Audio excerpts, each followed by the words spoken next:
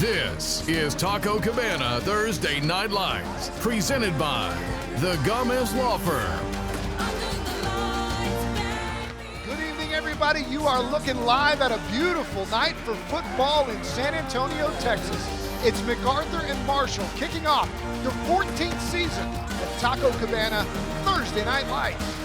Good evening, everybody. I'm Don Harris, along with my broadcast partner, Chuck Mikatinik, and we are thrilled to be with you again for our 14th season of TNL. And we start tonight with two teams embarking on new frontiers. MacArthur and Marshall both going into new districts. Chuck, last year there were two teams going in different directions, but you know what? Game one is always a fresh start for all squads. It really is, Don, and like you said, I mean, it's going to be a whole ball of different wax this year for both of these squads. First, let's start with MacArthur. They're going from 6A to 5A, and if you think anybody's doing them any favors, you'd be wrong. They're going to be playing with the likes of Smithson Valley, the likes of Wagner. They're going to have their work cut out for them each and every week, regardless of the drop in classification.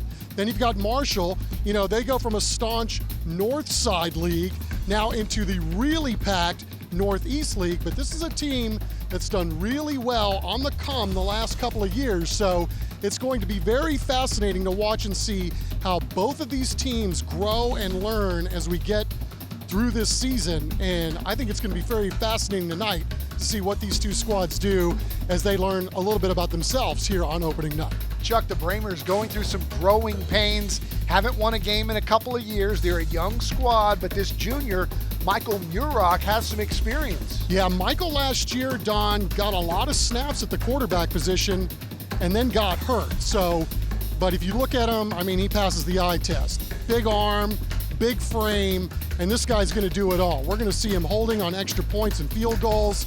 He's also a guy we're going to see punt. And hey, let's not forget, he's also got 2 years of varsity baseball under his belt. He's an outfielder and a pitcher. This guy is one heck of an athlete. And hey, on the other side, look out for Anthony Conway. What an exciting young player this young man is. We saw him running wild last year as a junior. His coach says, Chuck, if he was just a little bit bigger, he'd be the best player in all of San Antonio. Well, in talking to Tim Williams, he said, you know, and this is a quote, he's probably the best athlete I've ever coached. This guy's got a king-size brain to go with it. He's like a coach on the field, and this will be one guy that Marshall will be moving all around the ballpark tonight, not only on offense. Don, we're going to see him on defense tonight as well. That's right, Chuck. Thanks. We've got a couple of guys on the Marshall side that will play both ways. When we come back, we will break down our keys to the game. It's the Gomez Law Firm. Keys to the game, and that's coming up when TNL continues on the CW 35.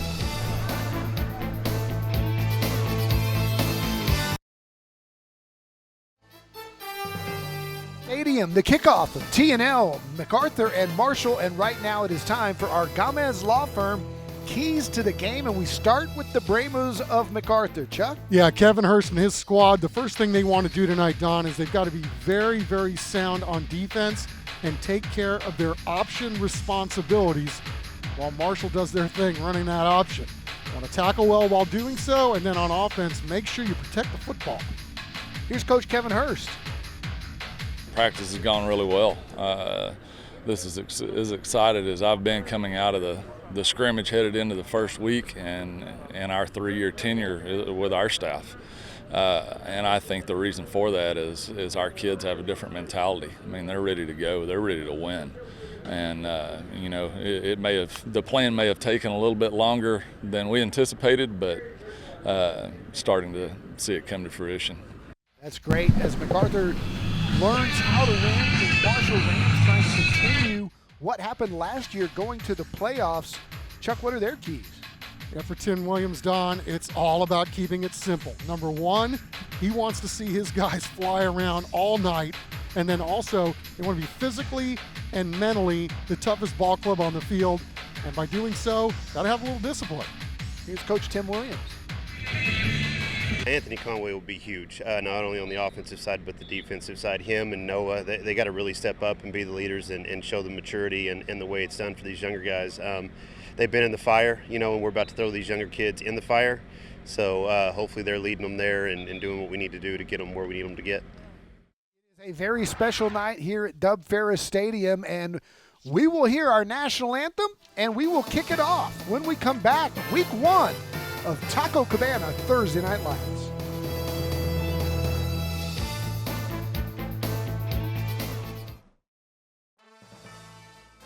Tonight's broadcast of Thursday Night Lights is sponsored by Taco Cabana, the Gomez Law Firm, Vulcan Materials Company, Centro Med, Red McCombs Toyota, Texas Med Clinic, Align Mortgage, Cowboys AC, the Children's Hospital of San Antonio, San Antonio Metropolitan Health District, San Antonio Sports, Valero, Rhino Roofers, Atlas Floors Carpet One, Air and Plumbing Today, Solve HR, the Bexar County Sheriff's Office, Beluga Air, and Monarch Trophy Studio.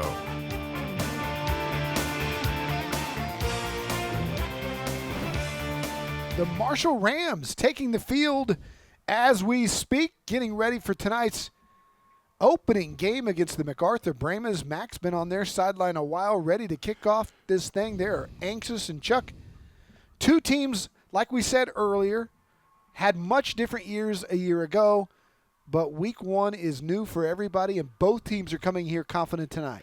I look at this, Don, as kind of two teams, obviously maybe a little bit diametrically opposed, but I think two teams that are going to be on a similar path. I think they got the right guys as head coach, and I think Tim Williams just had a little bit of a head start.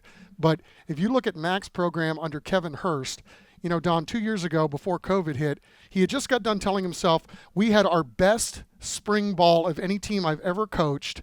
Then COVID hit. When they came back, they had to do everything by Zoom, and it didn't go well. Don, he had 59 players, 59 that did not return to his program. So that's what he's had to deal with, kind of absolutely rebuilding the foundation in his house all the way from the ground up. And again, you know, I think there's signs, and I think this team is finally ready to put its blueprint on what's going on at MacArthur High School. Yeah, and they're going to be young again this year, sophomores all over the place. And the coach said, you know what, as freshmen coming in as sophomores, it's not something the kids necessarily wish for. They would probably like to get a little experience on JV.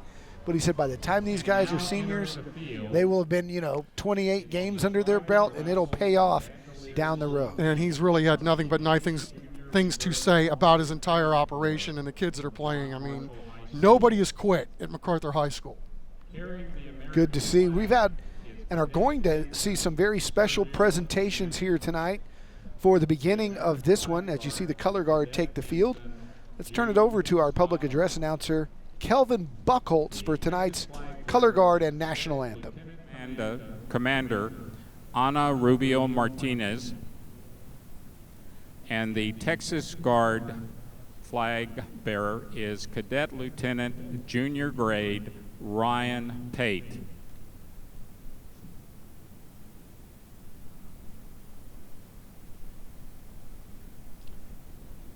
If you have not already done so, please rise and remove your hats to honor America, along with the men and women who have served and are serving in our United States Armed Forces throughout the world.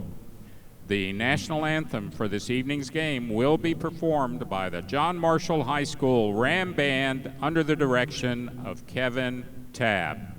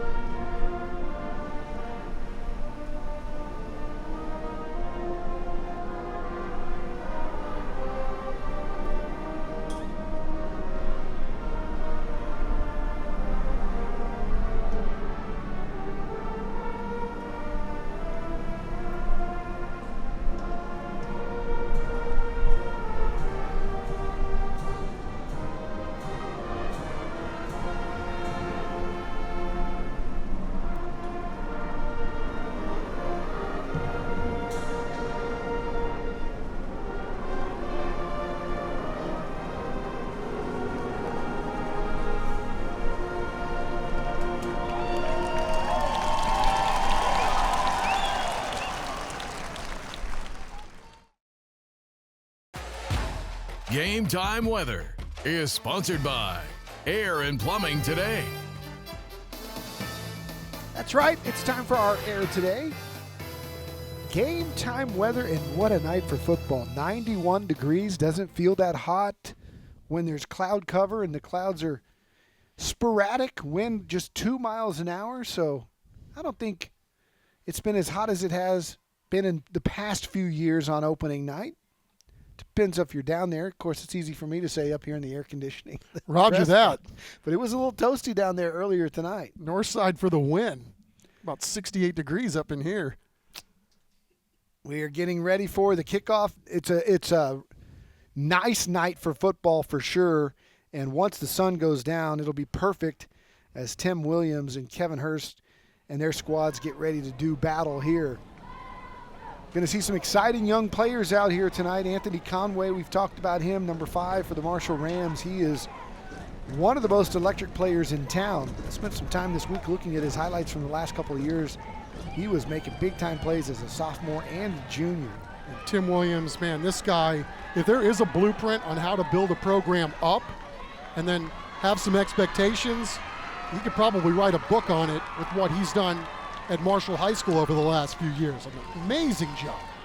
All right, it is time for our first half kickoff, sponsored by Rhino Roofers. Marshall will kick it off. Mac to receive, and it's a low liner. Taking about the 8-yard line and on the return. Good field position for Mac right across the 25 to the 27-yard line. Rudy Vega on the return.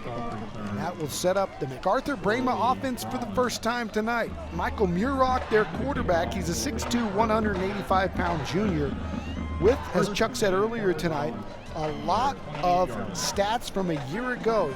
Threw for 634 yards and 2 touchdowns. And for almost 300 yards. So here we go. 1st and 10 for the Brahmas, and Murock will keep. And he's not getting anywhere because the corner for the Marshall Rams came up and made a big play, and right out of the back, guess who? It's Anthony Conway. And talked about him being an electric player. He goes both ways. Matt going to speed things up here to start the new year. We like it. 2nd down and 10. This time Murock hands off. That's Joshua's speed, and he's got some. He's also got some yardage. Picks up about 6. He'll bring it to the 34-yard line. And that'll be 3rd down and 4. Marshall playing fast. Murock's favorite targets: Ty Trey Carroll, Andrew Fitzpatrick. He likes to go to those guys. And split out wide to the right is Logan Garza. Murock going to keep, and he is wrapped up, escapes that tackle, running for his life. Murock fires, gets out of a jam. What a play. Romeo Ortiz had him wrapped up. He's just a sophomore, started 11 games last year as a freshman, but he couldn't quite bring down Murock. It'll be 4th down, and the quarterback will stay out there because Murock is also their punter. So they can give you a lot of different looks with quick kicks on 3rd downs or fakes on 4th, and now they shift over to the hash. Well, the stats are going to say they didn't pick up a single yard on that play, but Murock just saved him 15 for sure with his escapability. Conway's back to receive it at his own 30-yard line.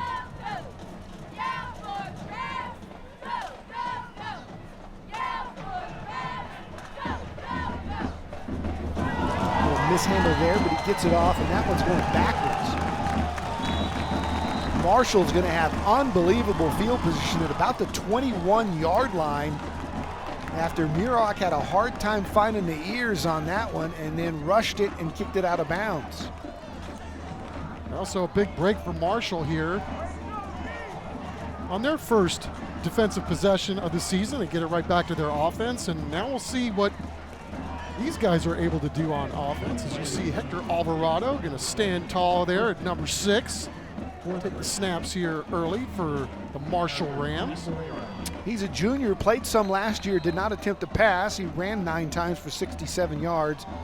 And again, Elisha Katashi is Mr. Inside, number 2, the fullback. Conway is Mr. Outside. They've got him lined up left on the slot. Now they move him split left. And they put Levi Brown behind the quarterback. They hand to Brown, ball's out, but it's after he was down at the 25-yard line. No gain. Let's take a look at the Marshall Rams starting offensive unit. Taco Cabana starting 11 there. Keep an eye on Jacob Ugarte, also a prime target for this passing offense. But again, the guys to watch, Conway and Katashi.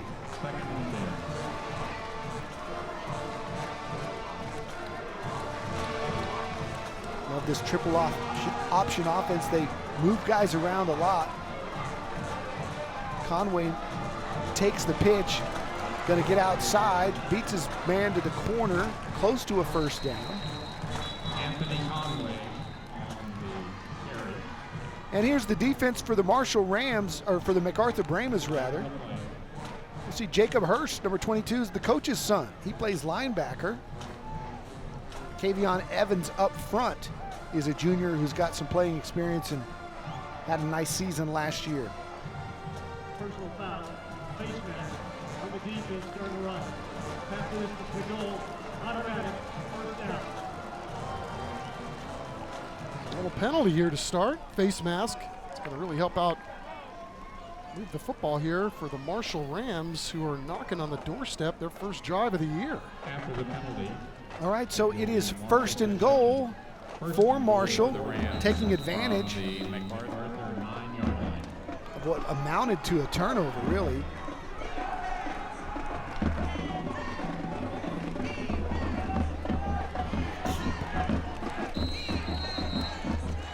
And picking up about 3 yards is Hector Alvarado into the Central Med red zone. Yeah, Alvarado, this is his first varsity start, Don, and he's really, really good at running this triple option. And if you go to sleep on him, he's going to hit you over the top. Conway coming this way.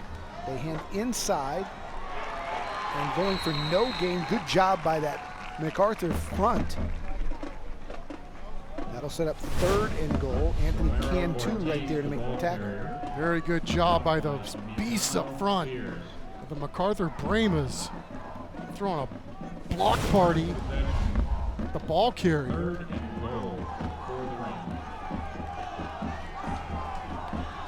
Katashi in now at fullback. They love his physicalness. He hasn't played a snap yet. They hand it to him, and he's going to get to the 2. Pushes forward, doesn't look like he's going to get in for the touchdown, but he's going to be at the 1 yard line. It'll be fourth and goal from the 1. It was Katashi's first snap. Heard a lot about him this week. Tim Williams. They love his toughness. You got to like this too. Early on in the season, I mean, the Marshall Rams didn't even look at the sideline. They're going for it. There's a good chance they put it in his hands right here. It'll be a keep. Alvarado stopped. What a play by Kavion Evans. Mac with a big boost. The Brahmas will have it after a goal line stand here with 7:55 to play in the first. Mac holds. They'll have it when we come back.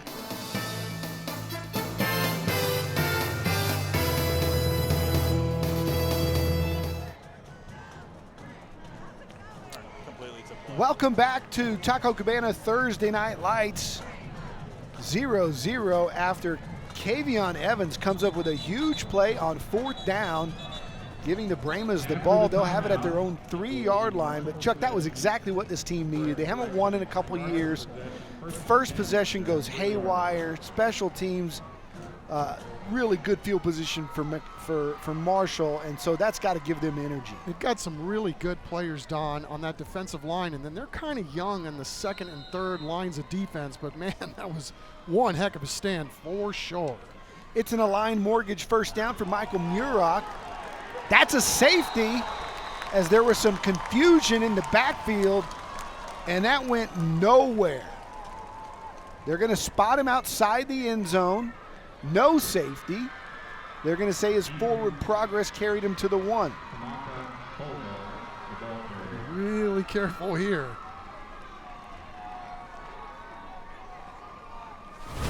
They're slowing it down now after a near disaster. Low snap. And then, yeah, what a great tackle that was. Big number 45 for the Marshall Rams doing his thing. That's A.J. Ornelas. Yes, sir. All right, so second down, low snap. Muroc having to handle it. They're going to blow it dead. We're going to have a false start. That'll be half the distance. So they'll back it up to the half-yard line.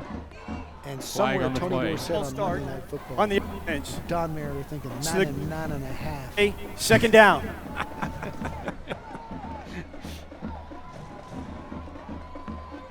We had one of those with Sam Houston a few years ago. Yeah, we did. At Alamo Stadium, 99.5. Think about punting it right here, too. We had Might be an option. may have had one, too. Here's Muroc. Takes a snap, looks right, in trouble, nice move. Gets out of it, looking for a block, does, and nice gain. Well, what a great head and shoulder fake that was, but there is a flag down.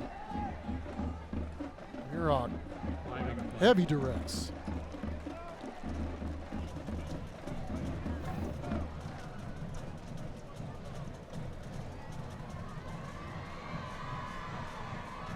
On the offense, in the end zone, that play results In a safety.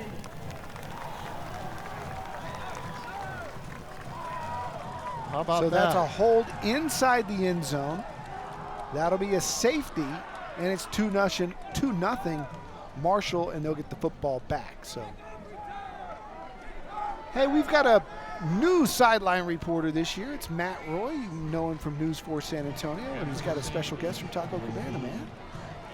Yeah, Don, Chuck, good evening. Great game going on. Got the break in the action, so I want to bring in one of our key sponsors here on Thursday Night Lights, Mr. Michael Hines, representing Taco Cabana. You guys are once again the key sponsor here. Why is it that you continue to choose to give back so much to the community? Our involvement with the community is our main priority. Right now we're hitting our 45 years of being in San Antonio, having 36 stores in the city. We want to show our support to the community, and we want to just be more a part of it. What is it about football and Thursday Night Lights that makes you guys want to keep coming back for more? Just the atmosphere, the community, the spirit that everybody brings to the game. It just shows how much the community loves each other, and we want to be a part of that as much as we can. Just a couple of minutes ago, you were making me real hungry talking about some new features Taco Cabana has. Tell me about that hatch green chili. Yeah, we started the new hatch green chili last week. It comes with pork, and we make it with street tacos or on a Cabana bowl or the new burrito. Also, we serve it in the morning on our breakfast bowl. It's a wonderful item. If you like spicy, it's something you need to try. So apparently I have a stop on my way home tonight is Taco Cabana to get some hatch green chili. And I went there actually on Monday, and from 4 to 7, I believe I went at 5 o'clock. My bill was a lot cheaper. Tell me a little bit about your guys' happy hour, because it was real great for me. Yes, right now we have a happy hour going on Sunday through Thursday from 4 to 7. It's half price nachos, $1 bean and cheese tacos, $1.50 chalupas, and also everybody's favorite on margaritas in there. And last one for you, how excited are you to get some high school football back in your veins, man? It's week 1. It's been a few years since we've been out here, since everything's happened, but I mean, I'm stoked and I'm ready to watch the kids play and have a good game. All right, Mike's happy to be here. I'm happy to be here with Chuck and Don, the longtime staples. We'll send it back up to you guys. All right, Matt, I hope you brought tacos, and I hope they're coming up to the booth anytime soon. All right. First down and 10 for the Marshall Rams as they shift again.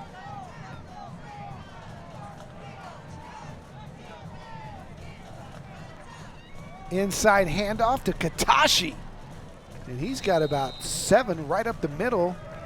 Chuck, we didn't see much of him on the first possession. They put him in late on the goal line, and now I was wondering if maybe there was an injury or they were just kind of okey-doking, waiting to spring him. Well, 4 to 5 yards a pop with this guy, but don't go to sleep on him either. I mean, just when you think that you can get a hold of him or keep him in the box, he's liable of popping one big, and Anthony Conway as well. Second down and 5. They'll fake it, pitch it, and a lot of room to the outside for number 25. Juan Leha.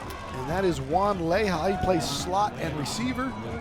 And that's a huge first down for the Marshall Rams. So you're making your keys and your checks if you're the MacArthur Bramas here, and it looks like you're going to get a stop right there. Nope, ball's out and it's going outside.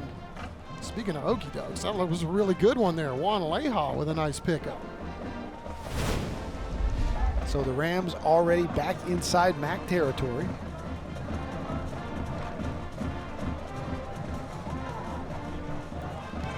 Pick up another aligned mortgage first down. Katashi lines up behind quarterback Hector Alvarado. He looks left, fires over the middle, and that ball is almost intercepted off the deflection intended for Lance Brown. JT Gray really doing a nice job there playing the football and going right to it. And right through the receiver too. Good timing, good play all the way around there by number 25. So that'll set up second down.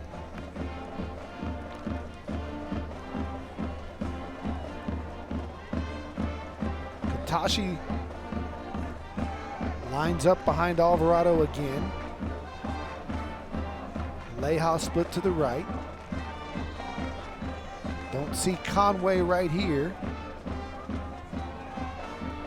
And it's a keep by Alvarado. And wow, what a hit. A stick by Jacob Mendoza of MacArthur. And we have an early candidate for our hit of the week. Yeah, Jacob was trying to shake that one off himself. I mean, he just got a clean shot in and wrist action on that one as well. Nice Collision of the there. game warning. Third down and 6. Conway checks back in. He's in the slot to the left-hand side. Jacob Ugarte to the right. The split wide is Nathaniel Davila. Be another keeper and another swallowed up play by Kavion Evans, big junior. 5'9", 265, he's a load. Well, it was just a really good job there too, staying at home. Hey, you're looking at the Smile Cam brought to you by Red McCombs Toyota this year. As always, we bring you the Smile Cam. T&L famous for not just concentrating on football, but the spirit groups, the bands, and the rest of the great things that make Texas high school football what it is. Our thanks to Red McCombs Toyota for Smile Cam. Fourth down, Marshall going for it. They faked Elijah, and instead they keep, and they'll be short. So another good stop by the MacArthur defense. They're fired up, and they'll have the football. It's 2-0 Marshall with 4 minutes to go in the first quarter when we come back to TNL.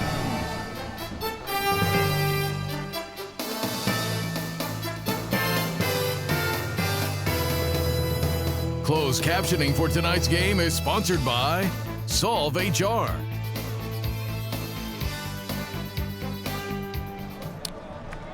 Welcome back, MAC fans.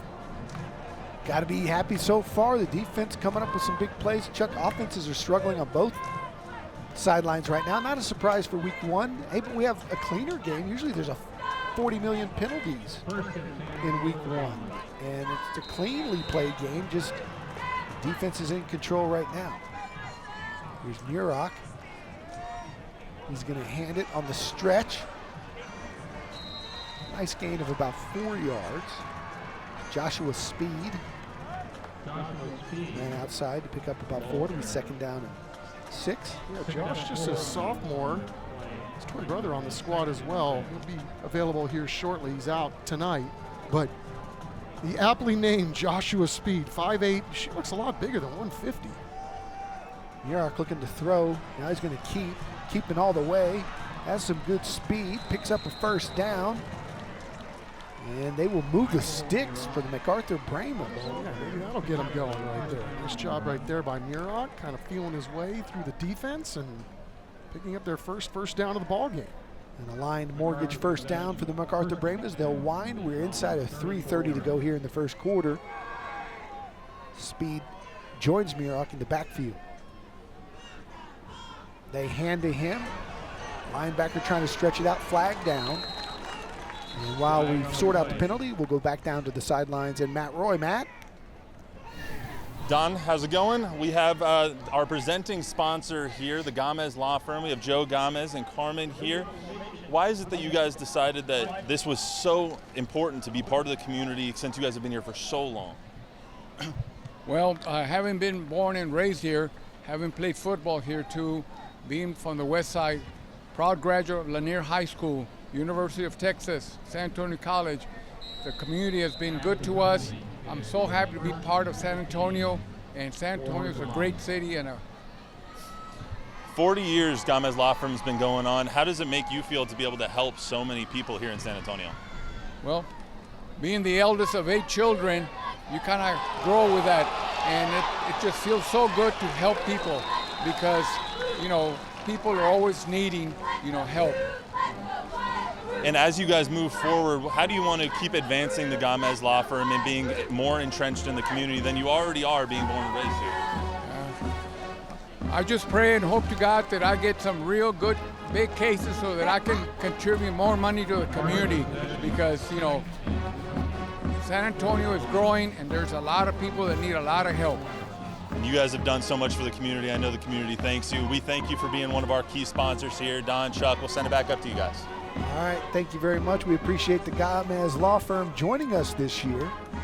Got a chance to talk to Mr. Gamez the other day at our fall premiere, and what a legend in San Antonio he is, and the work that he and his firm do. And it was just delightful, he and his wife, to spend some time with them the other day, and I'm really glad to have them on. 5-yard penalty, replay, second down. So we had a 5-yard penalty there. They're going to replay second down here. I missed it during the Gamez interview, Chuck. It was kind of a Keystone Cop situation there for Mac's offense, but they've got second and about 15 here. Yeah, Marshall almost got a fumble recovery there for sure. Having a lot of problems with the center quarterback exchange tonight. Again, this is not necessarily a surprise in week 1. Yeah, and the defensive line from Marshall might be the strength of their ball club, Don. Hernandez, a senior. You got Ortiz, just a sophomore. These guys can really play ball. Third down and 18. Marshall showing blitz. Muroc may be changing the play as we go under 2 minutes here in the first. High snap this time. He gets away from one defender, has a man over the middle deep, and he's fired it to him, and he's got it. Huge completion for the MacArthur Brahmas. Andrew Fitzpatrick, the junior tight end, with a long gain for another first down for the Brahmas. Cannot say enough about Muroc by himself, buying some time, rolling to his left, and just had a little floater get down there. Airs it up, waits for the ball to come down, and a big, huge play here for the Brahmas to tilt the field. That'll give him some confidence as they hand to Speed on the inside. He breaks a tackle. He's got some room. Speed gonna score. Touchdown, Brahmas, and Mac is on the board. And what do they say about Speed? Kills. Indeed. Mostly, obviously he's got great speed, but man, that was one heck of a hole, and then a great read by Mr. Speed. Look at the feet. Cutting, but cutting with a purpose. 6 gets 6. That's a great feeling from MacArthur after 2 0-11 seasons, just to see the energy by their coaching staff jumping up and down. They want to see these kids have some success, and that's a heck of a drive. The big long completion to Fitzpatrick. And then the touchdown run by Speed puts them on top 6-2. They'll try to make it 8 with a 2-point conversion. And you talk about all the newness of opening night, right? Been working on something for 6 months, and you finally get a chance to see what the shiny new toy looks like, and got a bunch of young guys out here running around, some of it the first time they've ever got to play under the lights, and then you add the CW35 being here, and we've got a lot of stuff going on here tonight. Most of it's really, really good. What a great drive by the Brahmas after a couple of empty shots there the first 2 times they touched the ball. They're able to overcome a couple of penalties there and still find their way into the end zone. Looks like they are going to go for one here. Gavin Pierce is on to kick the extra point. Trying to figure out what they're trying to sort out. You know, I was talking to their offensive coordinator before the game, Trey Fitzpatrick, MacArthur's that is, and that was his son that caught the long pass to set up the touchdown, Andrew Fitzpatrick, and he said, you know, the kid lives over, could go to another school in the Northside District, but wanted to play for Dad, and they made that happen, and he's just relishing the moment, spending with his son, being able to coach his son, and for him to have that big play here early. I think he was the one that may have jumped the highest off the ground over there on that play. Very nice. And the speed was so fast, they're having to put fires out on the turf. What is that? What are they doing at the 8-yard line? Oh, maybe it was a little Pre-game jitters? Yeah, that's a good one. I've never seen that before, the cleanup, but yeah, okay.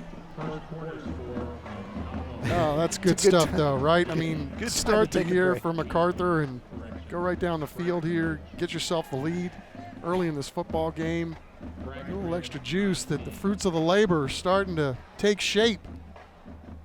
Kevin Hurst with a big smile on his face. We'll be back in 15 seconds.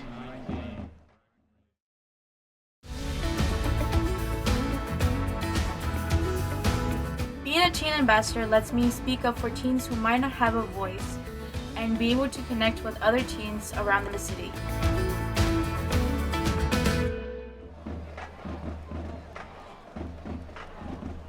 So clean up on aisle 4. What did they serve? What did they serve on Thursdays at the cafeteria, Chuck, for lunch? I don't know, but it was probably pretty good. Fridays was fish sticks. Wednesdays was enchiladas. The pizza on Thursday, right? Thursday, maybe. Was Thursday pizza? Mondays was hamburger. Tuesdays was Salisbury's. All I know is I always enjoyed my meals at the high school cafeteria. In fact, every meal, now that I think about it, elementary school through up. So to speak. Threw up. Yes. Oh, boy. They are still tending to the cleanup as we get ready for the extra point. And that gives us time to tell you about our band grant, which we always have, brought to you by the Children's Hospital of San Antonio this year. It's the $5,000 band grant. You can vote for your TNL band. You can scan the code this year or visit CW35.com. One of the high schools seen on TNL this year will win that $5,000 band grant. It's all based on your vote, so scan the QR code on your screen or visit the CW35.com to vote the $5,000 band grant. Again, made possible by the Children's Hospital of San Antonio. Yeah, opening night too, you know, everybody's looking forward to league play down the road, but you know, again, this is a chance for both teams to kind of work on some things, look at some different things, junk it up a little bit, get your feet wet for league play. Back to going for 2 here. Low snap from Murock. As a man floats it out there and it's just out of bounds. So it's 6-2. Mac has the lead. 1:10 left in the first. When we return, the Rams will have the football.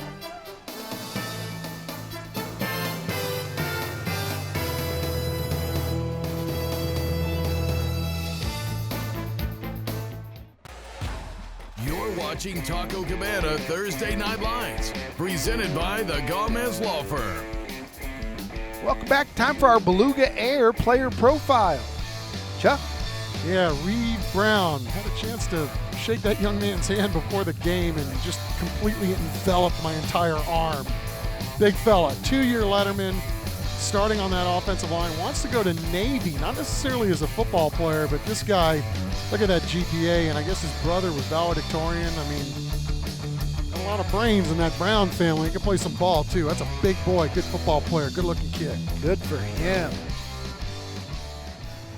Conway's going to take this kick at the 10-yard line. He's got speed. He's corralled by one brainer.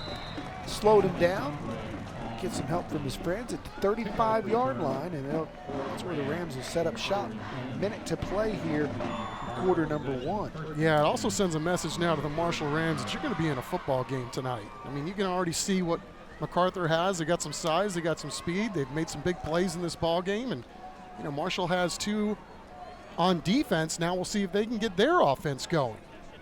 It's an Aligned Mortgage first down. Our thanks to Aligned Mortgage for joining us this year as our first down sponsor.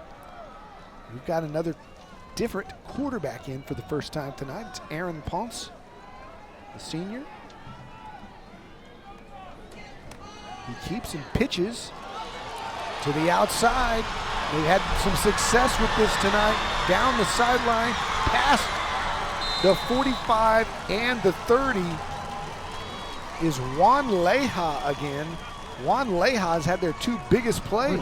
I'll tell you, the timing of this option pitch right here was absolutely spectacular and right on time. And that helped spring Juan Leja.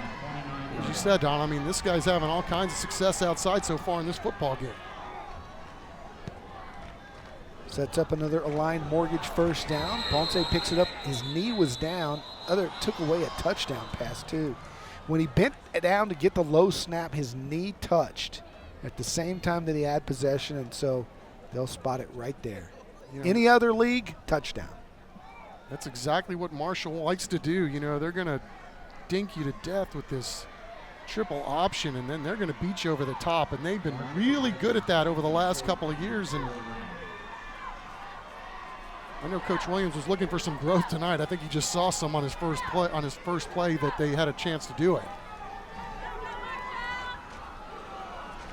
Ponce, inside handoff. Oh, another huge glitch. Oh, he kept the football. I got faked out. Nice run by Ponce.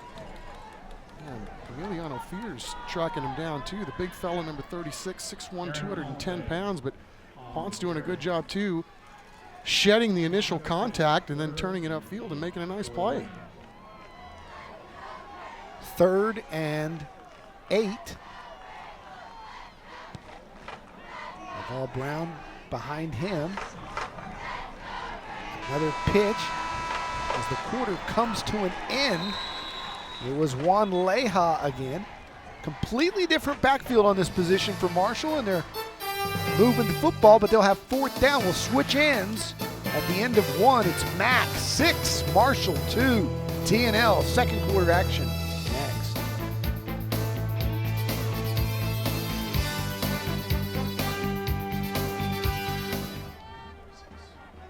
Welcome back. Time for the Texas Med Clinic first quarter highlights.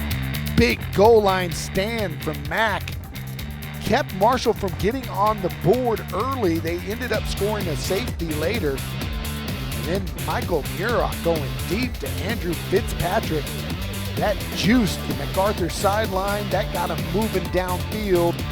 That set up the game's lone touchdown so far. Joshua Speed going in for 6, and that's where we stand, 6-2. Mac Marshall with the football, 4th and 6 at the Mac 25 to start the second quarter. It's Ponce on the pitch to Conway. Watch out. Conway breaks 1 tackle, does not get there. Mac gets their 3rd, 4th down stop, although we do have a flag down, and we'll see what the penalty is. Now this is going to be interesting, and that was a really well executed play on 4th down. But the yard to gain is going to be a little short, but the flags are falling as we speak. It's decline. First down. Decline. And another big stand by the Brahma defense. Fantastic job by the Mac defense as you take a look at the first quarter stats. Pretty even total yards, 83 to 86, 3 first downs apiece. Mac more penalized, but they lead the football game right now, and thanks in part to the job that they're doing up front, especially the young man Kavion Evans, the 265-pound senior. And that junior. one penalty for MacArthur proved to be very, very important because it gave Marshall their 2 points in the ball game. Right, inside handoff, big gasher right there. Another new contributor that's Ethan Kamaka on the carry. His first touch of the night. He's limping. Looks like he'll come out and Speed will come back in, but Kamaka on one carry picks up a first down. And that's our first Cowboys AC first down of the season. Again, thanks to Cowboys AC for their sponsorship of Thursday Night Lights. Yeah, it looked like the tackler rolled up on the back of his leg there, and hopefully he'll be okay, but he's going right to the bench. First and 10 for Muroc. Marshall showing a little blitz. He looks left, fires that way, and it's just dropped by Fitzpatrick, the young man who had the huge play earlier, could not bring that one in. And on the play previous too, let's give some of these guys up front from MacArthur some kudos, because they've got only 2 guys returning from last year, and that would be Brown and Esquivel, and then they've got some new guys to the proceedings, a couple of juniors and a senior, but they're playing pretty well here right now. Side handoff is Speed. He breaks a couple of tackles, picks up about 4 right up the middle. A.J. Ornelas there for the tackle for the Marshall Rams. Sets up third down at the 39-yard line. Third down and about 6 to go for Mac. Mac's had a little philosophical change on offense too, so you know, both of these teams with some new wrinkles this year and a work in progress, as they say. You get the sense that Mac has kind of settled down now, playing with a little more confidence. It came out, had that disastrous first possession, almost was sacked, and then the backwards punt and some low snaps, but right now they're playing like a little confident bunch here. Mark's going to keep, got one man to beat, beats him, gets to the stick, and that's going to move the chains, and that'll be another Cowboys AC first down. Just enough. What a great run there. Muroc making a great read and then some power finish at the end of that run. Just enough. Get a fresh set.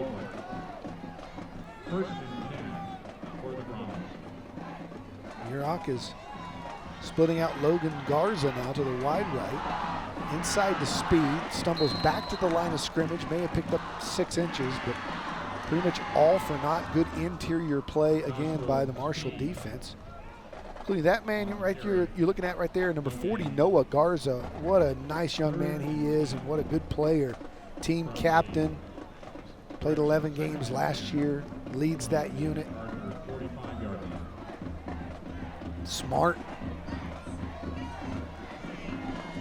Second down and 10. And we have a false start. Whistle blows, and Nancy there on the Mac offensive front. False start on the offense. 5-yard replay, second down. Chuck, it's good to be having back in football season, isn't it? Indeed, Don. I can't believe it's here again, right? You know, I was telling the coaches before the game, you know, for a month we've been talking about opening night, you know, type up slates every night and say, hey, Thursday, August 25th, we're going to have TNL on the CW.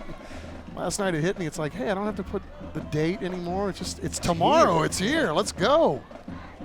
Second and 15. Muiroc's going to throw under pressure. Will not escape. That's this time.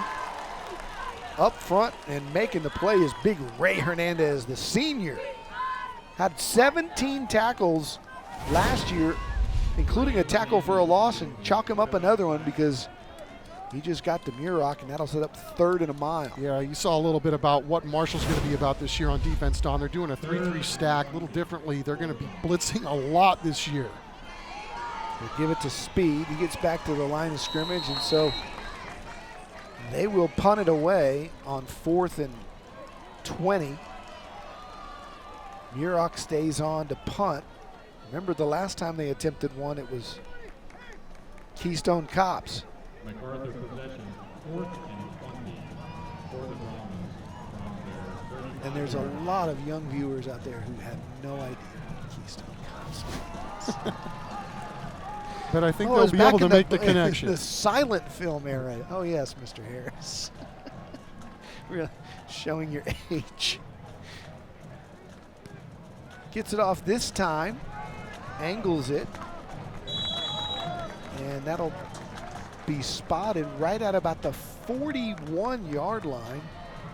And that gives us time to talk about San Antonio sports. Let's throw it over to SA Sports.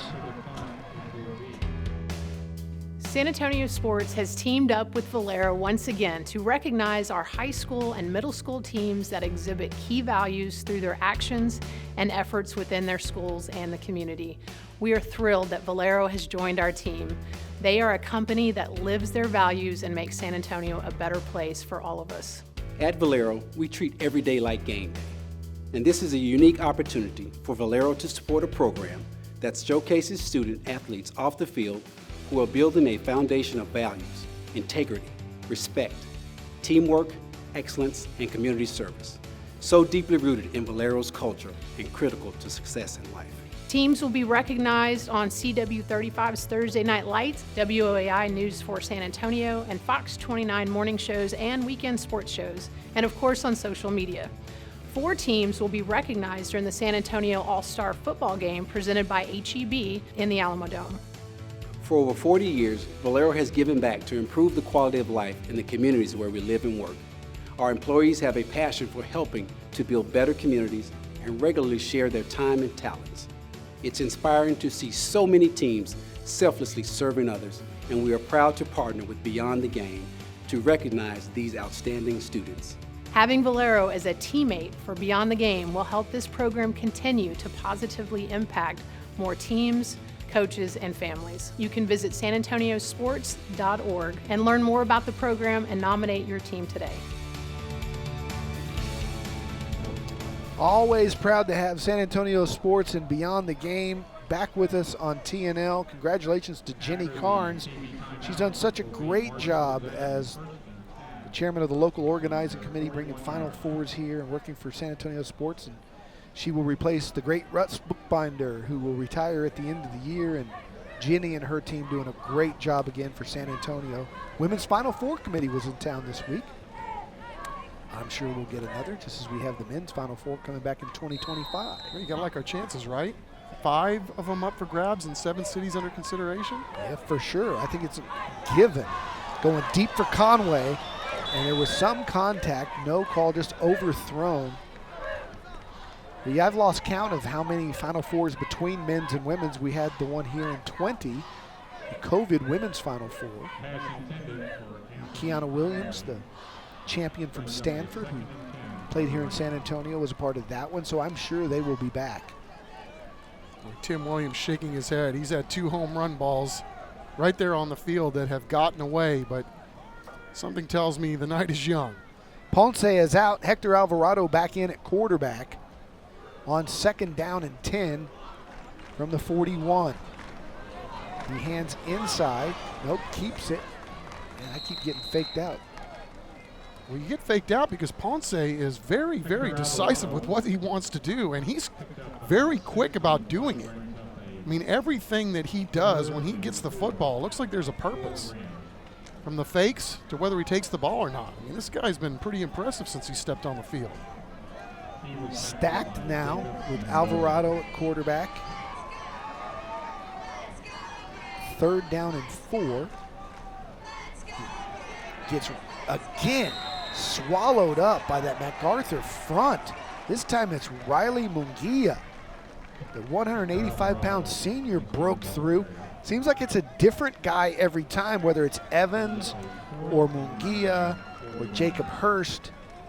They're getting in there and making big plays on 3rd and 4th down, and it looks like Marshall's going to have to kick it away here on 4th and 9, as they will send back Reed Castellanos, the sophomore, to punt for the first time for the Rams. Yeah, Cantu returns to that MAC linebacking core, but they've had to mix and match back there, and that was one of the concerns for Kevin Hurst to begin the year, but that unit's growing up pretty quick here tonight. And here's a week 1 common play, as Marshall had to burn a timeout because they had the wrong personnel unit out for special teams. That happens quite often in week 1. 6:35 to go. It's 4th down and 9 when we come back. Mac with the lead, 6-2.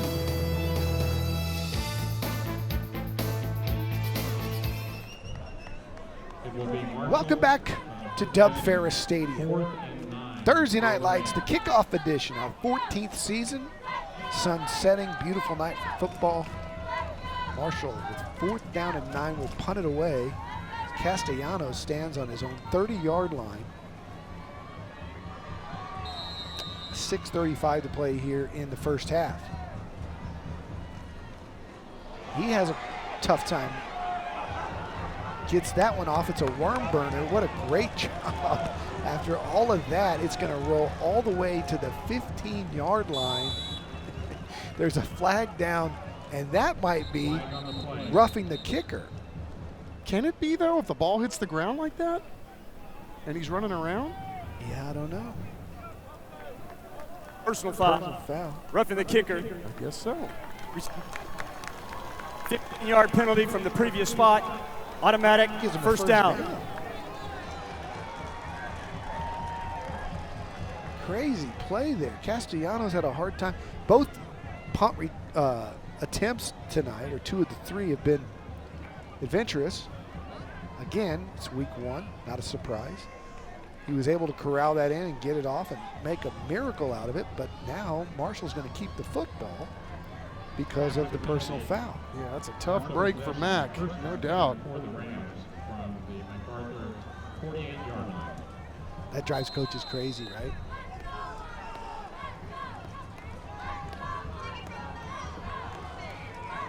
New set of downs.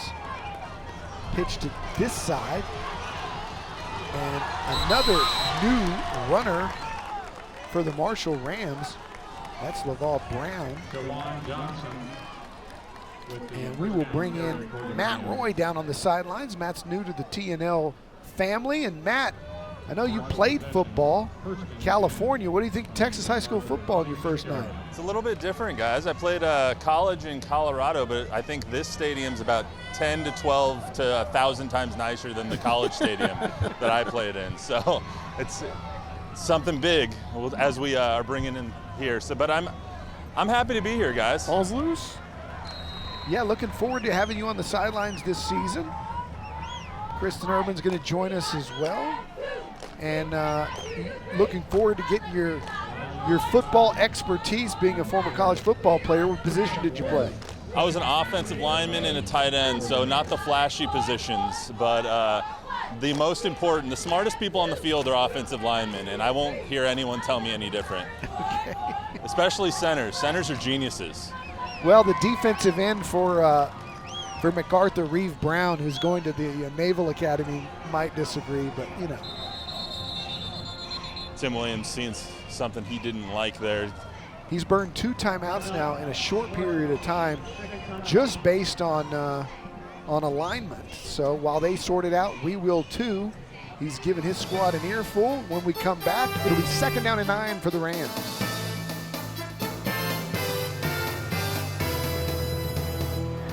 Welcome back. Check out our Red McCombs Toyota Smile Cam, and they're fired up there on the Marshall side. Brought signs. They'll be more fired up if they convert here as they're knocking on the door of the red zone. Hector Alvarado and that offensive unit got a spirited pep talk from Coach Tim Williams in that break. Fakes to the outside, rolls the other way, and just misses Juan Leja. And it'll be 3rd down and 9. And, you know, Williams has a couple of options here because Alvarado and Ponce have both shown that they're capable. Yeah, they're just a little out of sorts right now. I'm with you. I think the last timeout was more about juice, and I think Coach Williams wants to see a little more of it. Then you come out of that timeout and everybody's jacked up. They want to go do their thing, and it's just the timing isn't there right now, but what they've dialed up is available. So, you know, it's good and bad. At some point, they're going to start hitting some of these things. 2 and 5 are their main guys. They go to Conway. He bounces this one, cuts, picks up about 4 or 5 to the 20. It'll be 4th down and 5 as we get inside 5.5. I don't know what Reed Castellanos' confidence level is. A sophomore kicker at this point. I would think they would go for it. I'd be looking for number 5. I think number 5's ready to unleash the fury this evening. Mac's done a good job of containing him. You know, they know what we know about Conway being the electric player, and they've done a pretty good job of at least getting one guy there to slow him down as Williams burns his final time out of the half here on 4th down. You know, for Marshall, too, as you would expect, a new season is going to bring about change. They're a little bit younger than they have been up front, but they're a lot bigger than they've been. So, you know, again, we're going to see these teams evolve as we get going through the course of this season. And I'm just really impressed right now with what those big fellas are doing right now on the defensive end and the defensive tackle side for the MacArthur Brahmas. Mungia, Evans, and Fears. Fears new to the program. We'll talk about him, I'm sure, as the night goes along, but these are some big fellas, you know, averaging 200 plus on that D line, and they can move. And we're back in 15 seconds.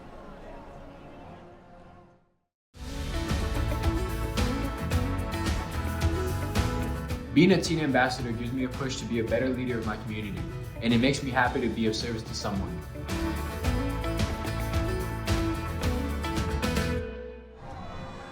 All right, so it's 4th down, little over 5 yards to go. Check that. Alvarado is going to be the quarterback. He's going to have Katashi behind him. Conway split left, bottom of your screen. They pitch it to, look out, Jawan Johnson. He's got the first down and a lot more. And Chuck, you were really fired up about this sophomore and the way he's running the football. Well, Don, you know, we saw him on his first touch a few plays ago, and he looked like he was the guy that had the most juice in the building. You know, and he came off, he was fired up after he made a nice run, and I think the coaches saw the same thing. I mean, give him the ball and give him another whack. It's 2 for 2. This is what I love, you know, about week 1. This guy's a sophomore, so he was on the freshman team last year. You never know what you have, right, until the lights go on. New set of downs, first down, 4:24 to go in the half. The Rams trying to score before halftime. Ball's out, and a good job of Alvarado to get back on top of it, but again, great penetration by the MacArthur front to get there and snuff out the option. Yeah, and they were going to go to the well again. They were going to run it to the pitch side over here to number 12 again. Young Jawan, and the ball came out. Again, I can't say enough about the job that the big fellas up front are doing for Mac and getting the linebackers to chip in as well. Nice job, fellas. Emiliano Fears in there to cause the strip fumble. The man from Mansfield. Got Conway to the right-hand side. They're going to go right back to Johnson. He's got speed to the outside. He's going to score. Jawan Johnson. Touchdown, Marshall Rams. And we've got a coming out party by a sophomore. We had one last year with J.C. Evans over at Brandeis, that young quarterback. And tonight it's Jawan Johnson, a sophomore from Marshall, making an imprint on this football game. He sure has. I mean, every time he's touched the ball, something good has happened for the Rams. 3 for 3 now, and this one is going to equate to 6 points as Marshall gets the punch for the first time tonight. There's a penalty. After the play, unsportsmanlike conduct on the offense, unsportsmanlike conduct on the defense. That penalty will offset. However, those two individuals will have their first warning. Okay, that goes on your permanent record.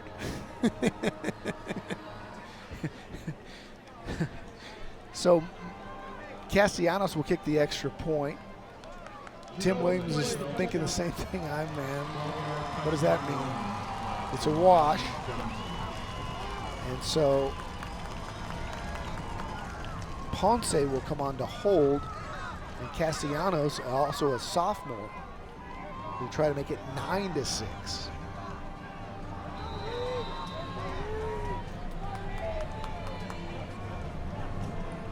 Good snap, good hold, good kick. And the Marshall Rams go back in front. Jawan Johnson coming to play tonight for the Rams. He gives them some juice. And again, what I said, that drive coach is crazy. If you're MacArthur, they snap it low. You get to the punter. He gets a awful little squibber that goes, you're at least going to get the football. And the personal foul gives him a new set of downs, and it sparks him to a touchdown.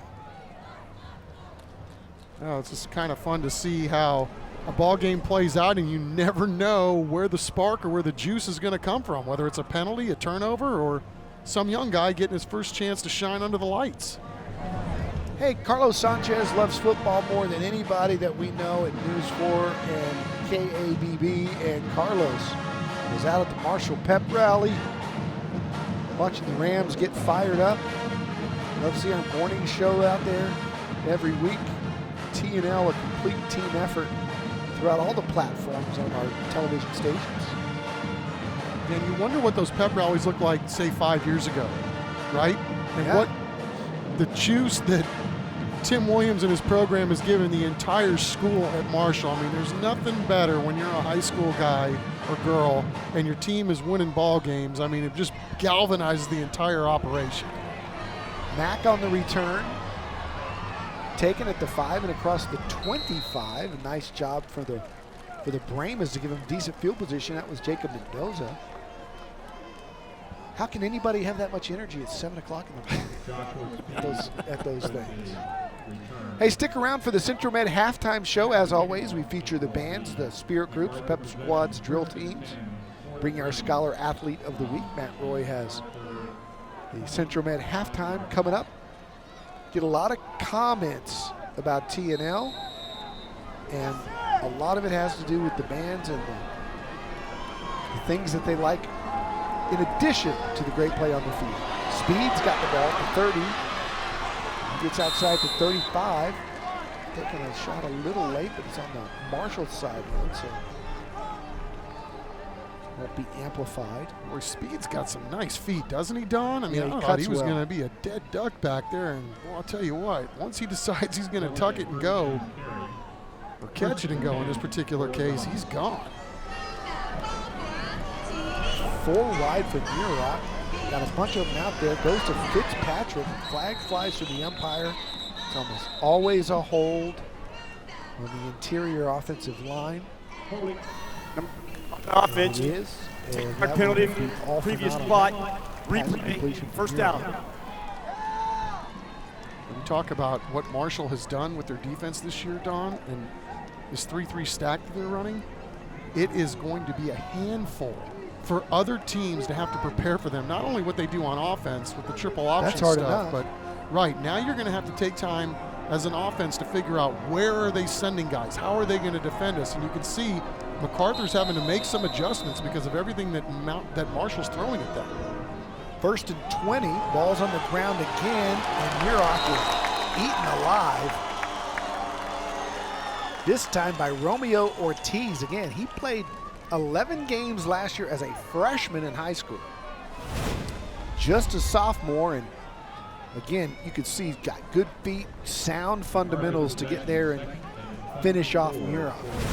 Yeah, he's a rock. I mean, he makes every single play, and speak of El Diablo, I mean, this guy is one heck of a football player. I mean, look at the stats. Look at the for a young guy, and that's right, still growing. 6 foot 230.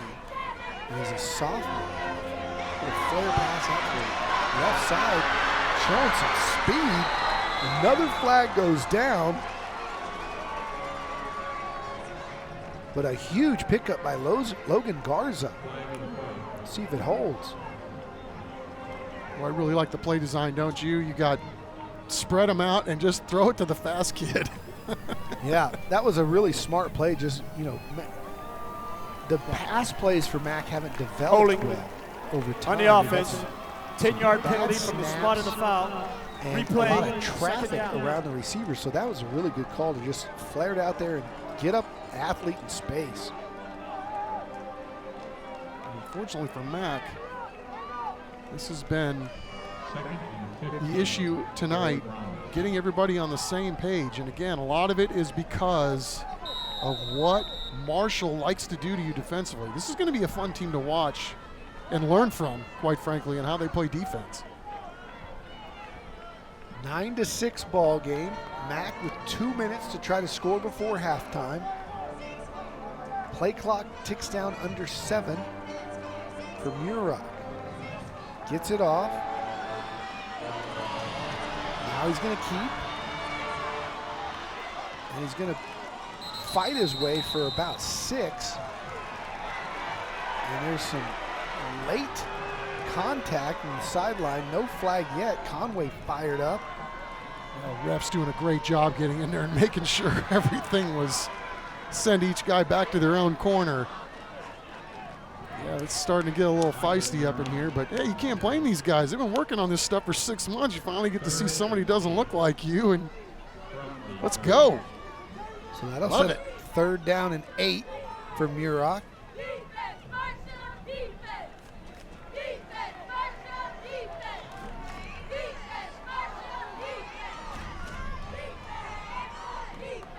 Now Noah Carrizales, a sophomore quarterback in. He's rolling left. He's going to fire. And that's picked off.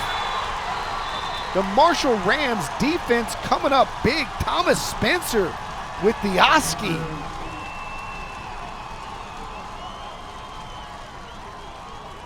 Didn't know if Muroc got hurt on the play before. They go to the young sophomore. It was a good throw, but a great read by Spencer, who drops out of his coverage and goes the other way to pick it off. That was a heck of a play coming back to get that football, but Don, they really like Noah Carrizales as a sophomore quarterback. In fact, they were going to have some packages tonight to kind of showcase him, and they want to see Seven get outside too. He's a heck of an athlete, Muroc. So, they're going to integrate a little bit of Noah Carrizales tonight, but I mean, sometimes you just got to tip your cap to the defense. That was one heck of a defensive play. Yeah. Here's Alvarado.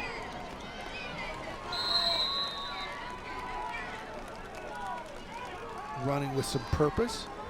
They're going quick. 106 tick-tock, 2nd down and 3. Yeah, that's the bad thing about the turnover, right? I mean, they're always bad, but giving Marshall a chance to crack the board again here before halftime. Fires out in space over here to the near side. A nice job of fighting through all of that traffic as Nathaniel Davila, the junior, gets out of bounds even smarter. New set of downs. Cowboys AC 1st down. 48 seconds to go for the Rams, who are on the move. No Conway here. It's that second unit of skill people that we've seen. We've seen, Katashi and Conway play both ways. So they don't play every series on offense. And we've seen them have good success when Katashi and Brown are not out, or Conway are out, and Laval Brown is in at the tailback spot. They've even gone with Ponce for a couple of series, so Marshall's playing a lot of people here on offense at the skill spots. Yeah, this is the time to do it, right? You got to see what you have before you're getting ready to play in that rugged Northeast League that we talked about at the onset, and same thing for Mac as well. Nobody doing him any favors, dropping him down to 5A, and then all the wonderful programs that they're going to have to see each and every week. So there are challenges abound if you're playing football in the 2-1-0 week in and week out, no matter what level you're playing ball. Yeah, it's a great move. It's just tough for the week 1 play-by-play guy to keep up with everybody that's in the ball game. You're going to press the receivers. Who's playing quarterback? It's Hector Alvarado. He's got Laval Brown behind him this time. And it's 1st and 10. Alvarado going deep, going for Conway. He's going to try to make a play. Again, Conway was bumped off his route. No call by the side judge. Conway was flailing with the flag sign like he wanted some pass interference. Did not get it. Yeah, pretty good coverage, stride for stride down there, and then JT Gray floating over there as a safety was able to knock that ball away. Here an awful long time, and JT getting a mid up. Wanted all of it, but good enough. Knocked it away. PBU. 2nd down and 10. 41 seconds to go. They're going back to Johnson. He's been their spark tonight. Johnson cutting it back. Look out! Jawan Johnson scores again. Welcome to varsity football, sir. 2 flags down on the play. right at the 10-yard line. So it might be a hold from the spot of the foul, or are they coming all the way back? I don't know, but a star is born. I mean, this dude is on fire. Holding on the offense, 10-yard penalty. A second down. All right, so it'll still be a big pickup because it's 10 yards from the spot of the foul, so they'll still get the 24 and a half. And it'll still be second down with 32 ticks. And why go anywhere else than the number 12 right now? Well, I'm with you. Tim Williams is going at halftime. Say, hey guys, remember all that stuff we did in camp? We got a new guy. Wally Pitt.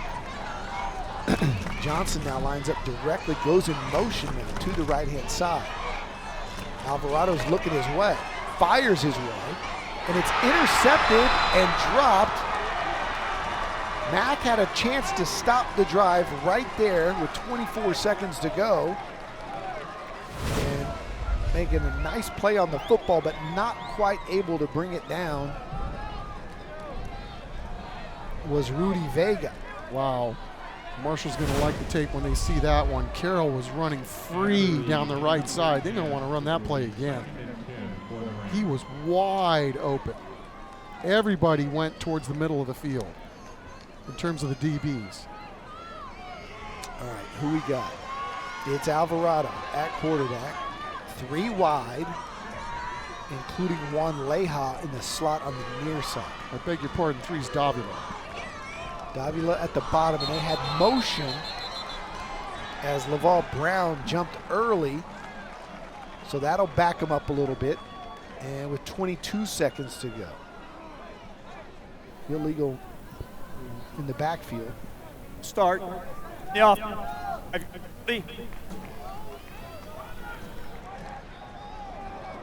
Well, Marshall's done a really nice job drawing up some of these plays. And like I said, sooner or later, they're going to start hitting him. Conway's at the top of your screen. He's the quickest guy out here.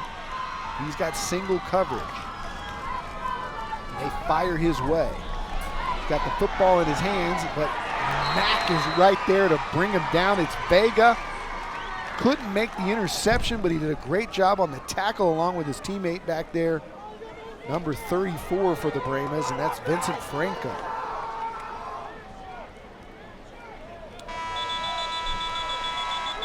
Is that going to be it? Or, yeah, Marshall had burned all their timeouts with those personnel issues. And so it'll be 9-6, our halftime score, as we go into the locker room and we head down to the sidelines. Matt Roy, who's with head coach Tim Williams. Coach Williams, tough, hard-fought first half you guys got going on. Your offense really didn't get it going until halfway through the second quarter, excuse me. What are you seeing from your offense right now? Well, we're just not executing. I mean, we've had chances. We've had 4 drives down. We should have scored, and we didn't. We didn't execute, and that's on us. You know, MacArthur's a great team. They're doing a great job, but we got to execute. What are you seeing from Juwan Johnson right now? Well, he's a special secret weapon we didn't talk to you all about. He's a young sophomore that we knew had some big playmaking ability, and you're seeing it tonight. Well, I think everyone's going to be talking about him after this one. We've seen Conway limping a little bit. I saw you ask him if he's okay. How's he doing right now? He's fine, man. He's playing, every play, and so he's got cramps. It's hot out here. It's humid. It's our first game, so he'll be all right. He's a player. What do you guys planned for the second half? Well, I promise you we're going to execute. All right, yes, deal. sir. Thank you, Coach. Appreciate Thank it. You. Send it back up to you guys. All right. You got to love Tim Williams, man. Yeah, he the okey-doked secret us. whack. Hey, man, we talked to him all week long about Conway and Katashi, and never did he bring up Juwan Johnson, this sophomore, is the secret weapon. It's 9-6. Stick around. Matt Roy's got our Central Med halftime show when we come back to TNL week 1 of our 14th season. Tonight's broadcast of Thursday Night Lights is sponsored by Taco Cabana, the Gomez Law Firm, Vulcan Materials Company, Centro Med, Red McCombs Toyota, Texas Med Clinic, Align Mortgage, Cowboys AC, the Children's Hospital of San Antonio, San Antonio Metropolitan Health District, San Antonio Sports, Valero, Rhino Roofers, Atlas Floors Carpet One, Air and Plumbing Today, Solve HR, the Bexar County Sheriff's Office, Beluga Air, and Monarch Trophy Studio.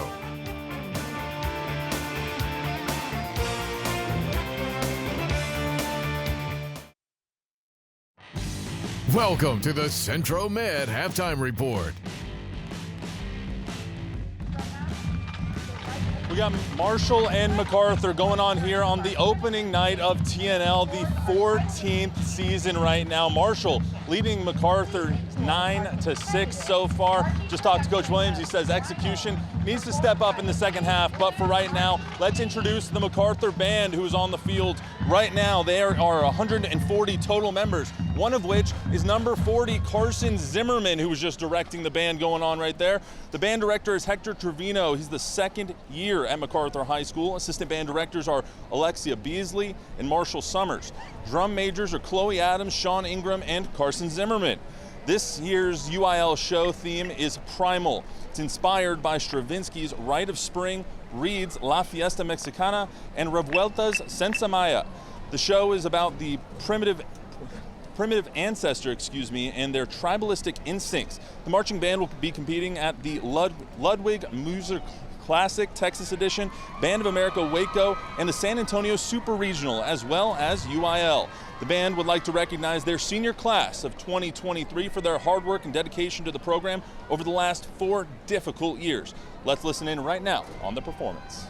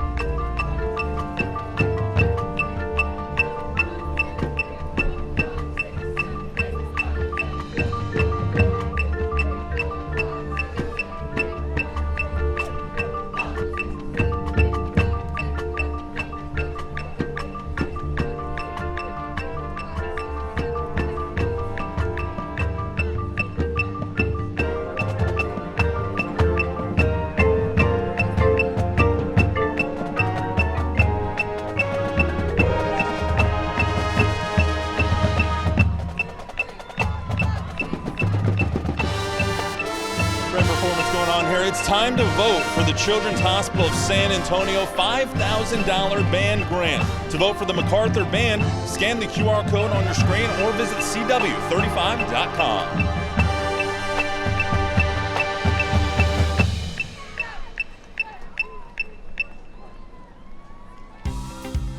San Antonio middle and high school athletes are doing great things for our community. San Antonio Sports and Valero are shining the light on teams who model key values through their action. This week, we salute 2 schools whose community projects demonstrate beyond the game values. In early August, members of Roosevelt High School's volleyball team volunteered at Freshman Prep Days, greeting fellow students and assisting them with class registration and general acclimation to high school. Before the first volleyball match of the season, in a display of solidarity, Lytle High School's volleyball team presented 21 roses to Uvalde players and coaches in memory of the 21 lives lost in the tragic school shooting in May.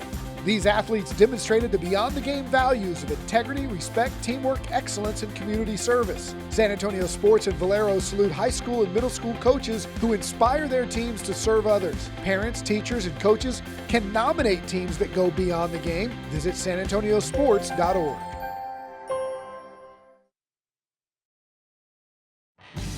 You're watching the Centro Med Halftime Report. It's time for your scholar athletes here. At the end of the season, Vulcan Materials Company will present a $10,000 scholarship to one of our scholar athletes throughout the season on TNL. Let's meet this week's students.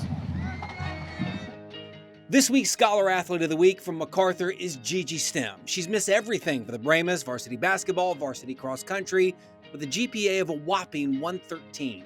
Do you remember when the last time it was you made a B? I do. It was an 89. And it was the first semester of my junior year, and I was pretty upset about it. Gigi also plays AAU basketball for a team called Player First that emphasizes community volunteering. My coaches put a really big emphasis on it. My parents were always like, you know, help others whenever you get the chance to.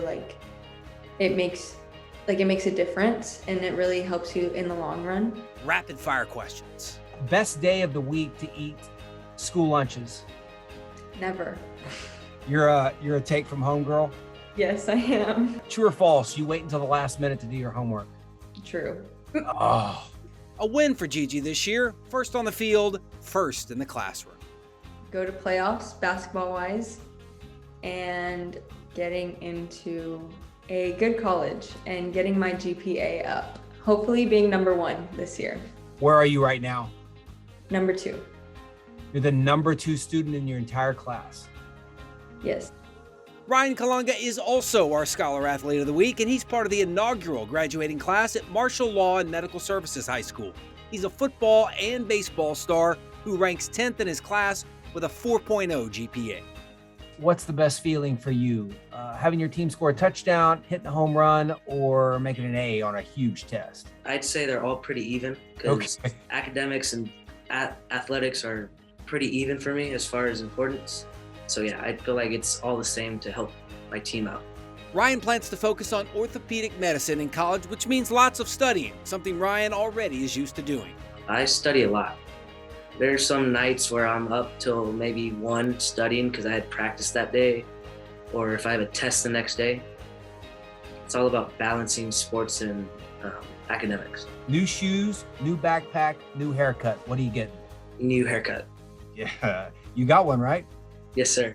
A win for Ryan this year means a win for the Marshall Rams on the field and on the diamond. In football, making the playoffs once again and finishing unfinished business from last year, finishing at least in the top 10 of my class, if not better. And then baseball, making the playoffs as well.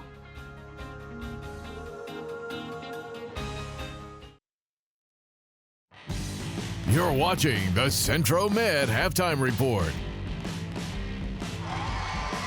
All right, back on TNL. Marshall leading MacArthur 9-6, and their band has now taken the field. There are 140 students in the Marshall band, in their marching band. The band director is Kevin Tabb. He's been with Marshall for the last 16 years, 10 years as band director. The assistant directors are Daniel Bentley and Brianna Freitas. The color guard director is Roland Burton. This year's show is titled Phantom, with selections from Phantom of the Opera, Dorma, and Phantom Run. The band starts with their competitive season on September 24th in Austin at the Bands of America contest. The band is looking forward to taking their indoor drumline and indoor color guard to Denver WGI Regional over spring break as well. We wish them good luck. Let's take a listen to the Marshall High School Band.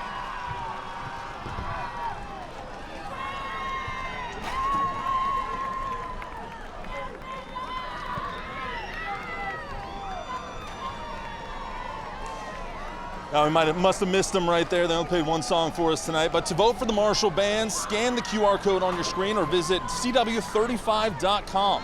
Thanks to the Children's Hospital of San Antonio for sponsoring this year's $5,000 band grant.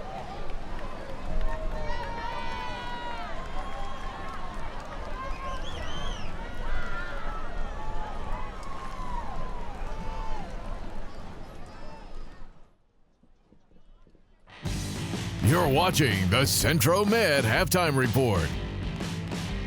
Welcome back. Time for our Texas Med Clinic halftime highlights. 9-6 our score here at the break. The Marshall Rams taking the lead late in the half. An exciting first half of play as we roll the highlights. It was 2-0 Marshall after they got a safety early in the game, but then Matt goes on top as Joshua Speed shows some, getting into the end zone to give the Bramas a 6-2 lead. It stayed that way until late in the half when Marshall got the ball back.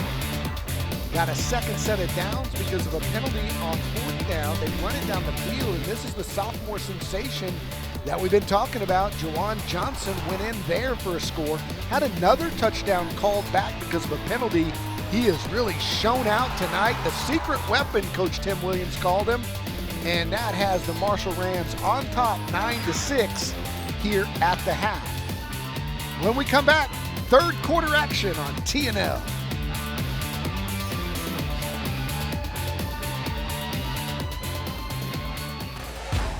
You're watching Taco Cabana Thursday Night Lights, presented by the Gomez Law Firm. Welcome back to Taco Cabana Thursday Night Lights, presented by the Gomez Law Firm. It is time for third quarter action. The MacArthur Bramas trying to snap one of the longest losing streaks in the state of Texas, 28 games, but this is a new season, new squad. And Chuck, as we take a look at the stats, they're hanging in there, 119 total yards, and penalties really the only thing keeping them from having the lead right now. It's been an interesting ball game on a lot of different fronts, and I think really some good things for both of these teams. And we heard Tim Williams go to the locker room and tell Matt Roy that we just got to execute. I think for MacArthur, it's the same thing. They've had some really nice play designs, some chances to pick up some more points in this football game. But again, you're right, the penalties have been a little bit of a problem to this point. Opening night, you expect to see some of that. But again, I think lots to build on here from MacArthur and Marshall as we see the second half about to unfold. Kevin Hurst has to like what he sees from his team. Tim Williams made it clear as this kick goes out of bounds right at about the 9-yard line. Tim Williams made it clear, we will execute. So he was ready to, let's say, have a spirited conversation in the locker room at halftime with his squad. He did that. Burned a timeout in the second quarter to have that exact same conversation, and his squad will have the ball first as they will spot it at the 30 after the kick goes out of bounds. Seen a lot of different skill players here as we listen to the penalty. Free kick out of bounds on the kicking team. Receiving team is elected to take it at the 30-yard line. Hector Alvarado started at quarterback, but we've also seen Aaron Ponce. Elisha Katashi, their big bruising fullback, has played limited snaps on offense. He also plays linebacker. Anthony Conway has been electric, but we've also seen the breakout game from Juwan Johnson, their sophomore, who has the touchdown. So a lot of different names to call here for the Rams, including number 25, Juan Leja, who has also had a couple of really nice pickups. They hand this time inside to Laval Brown. He's got about 3. That'll set up second down at 7. Nothing fancy about that play to start the second half, right? Just going to play some good old-fashioned bully ball, and MacArthur up for the challenge as we take a look at big number 36, Emiliano Fears. And it's Ponce getting the start here in the second half. He keeps and runs the option and is eaten up again right at the line of scrimmage as the MacArthur defense is doing a great job of pursuing the football all night long. That time it was Efrain Ruiz, the linebacker, number 45, joined in there by a couple of his teammates, including Riley Munguia, number 50. If you're MacArthur, I mean, you're just doing a really good job of trying to locate the football and basically tackle everybody. Doing a very good job of really on that first initial decision that the quarterback has to make of kind of plugging it up. Fears and Evans are just two really big football players who are doing a good job tonight. Alvarado checks in. He throws it ball looked like it was going to be a little short, but Nathaniel Davila goes down low to get it. It's a completion, and it's also a first down. Yeah, Six does a nice job right there. He's done a nice job all night. Very decisive with what he wants to do when they're running the triple option stuff. And this is what they were so good at last year, Don. You know, they'll run, and then they'll be able to beat you downfield because you're paying so much attention to the run game. It's an Aligned Mortgage first down right up the middle. Big gasher is Laval Brown breaking loose this time. He's just a sophomore, so with Juwan Johnson and Laval Brown, their future is bright. Playmakers for the Marshall Rams. Leja's just a junior. Alvarado's just a junior. Good morning. And with all these tricky running plays that Marshall is known for, having some success here to start the second half with just going right up the gut.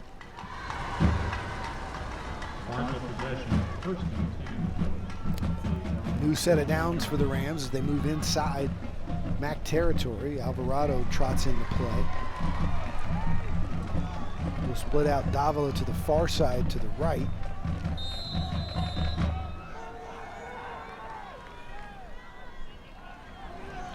And comes in motion. He looks for the slant to Davila. Got him.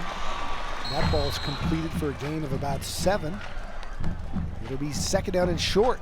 Nice quick release by Hector Alvarado. Maybe his best throw of the night. Davila's done a nice job too. He's gotten many opportunities here tonight, but he's been open on some plays, and I would suspect at some point he's going to get some more opportunities because he's doing a very good job of getting open. Lance Brown in the slot on the right-hand side. He's joined by Ugarte in the slot on the left. Davila is out left. This one blows up in the backfield. And again, Fears is one of the young men in there. He's joined by Brandon Keller, doing a good job blowing that one up. Marshall doing a very good job on the run blitz there. Backing up Marshall just a smidge here on 3rd down and 4. Same formation. The pitch is tipped and picked off. It's going the other way. Mack intercepts the pitch in midair, and going the distance for the score is Anthony Cantu. Touchdown, Bremas. Mercy. What a change of events here.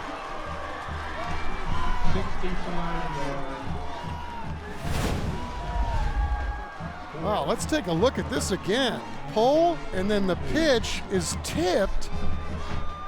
Oh, what a great heads-up play. Johnny on the spot is Anthony Cantu, the senior, 5'10", 185 pounds, and our man number 36, Emiliano Fears, blowing that up and helping his team get the defensive touchdown. That's outstanding. It was. Fears the first man there to get the strip, and then it was the coach's son, Jacob Hurst, with the quick left hand to tip it up in the air, and Cantu did the rest.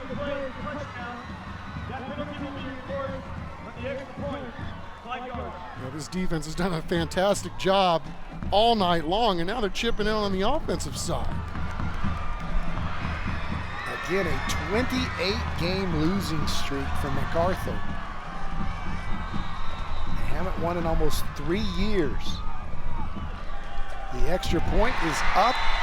It is good, and Mack leads Marshall 13-9 with 8:43 to go here in the 3rd quarter. Stick around, a great night of T&L to kick us off.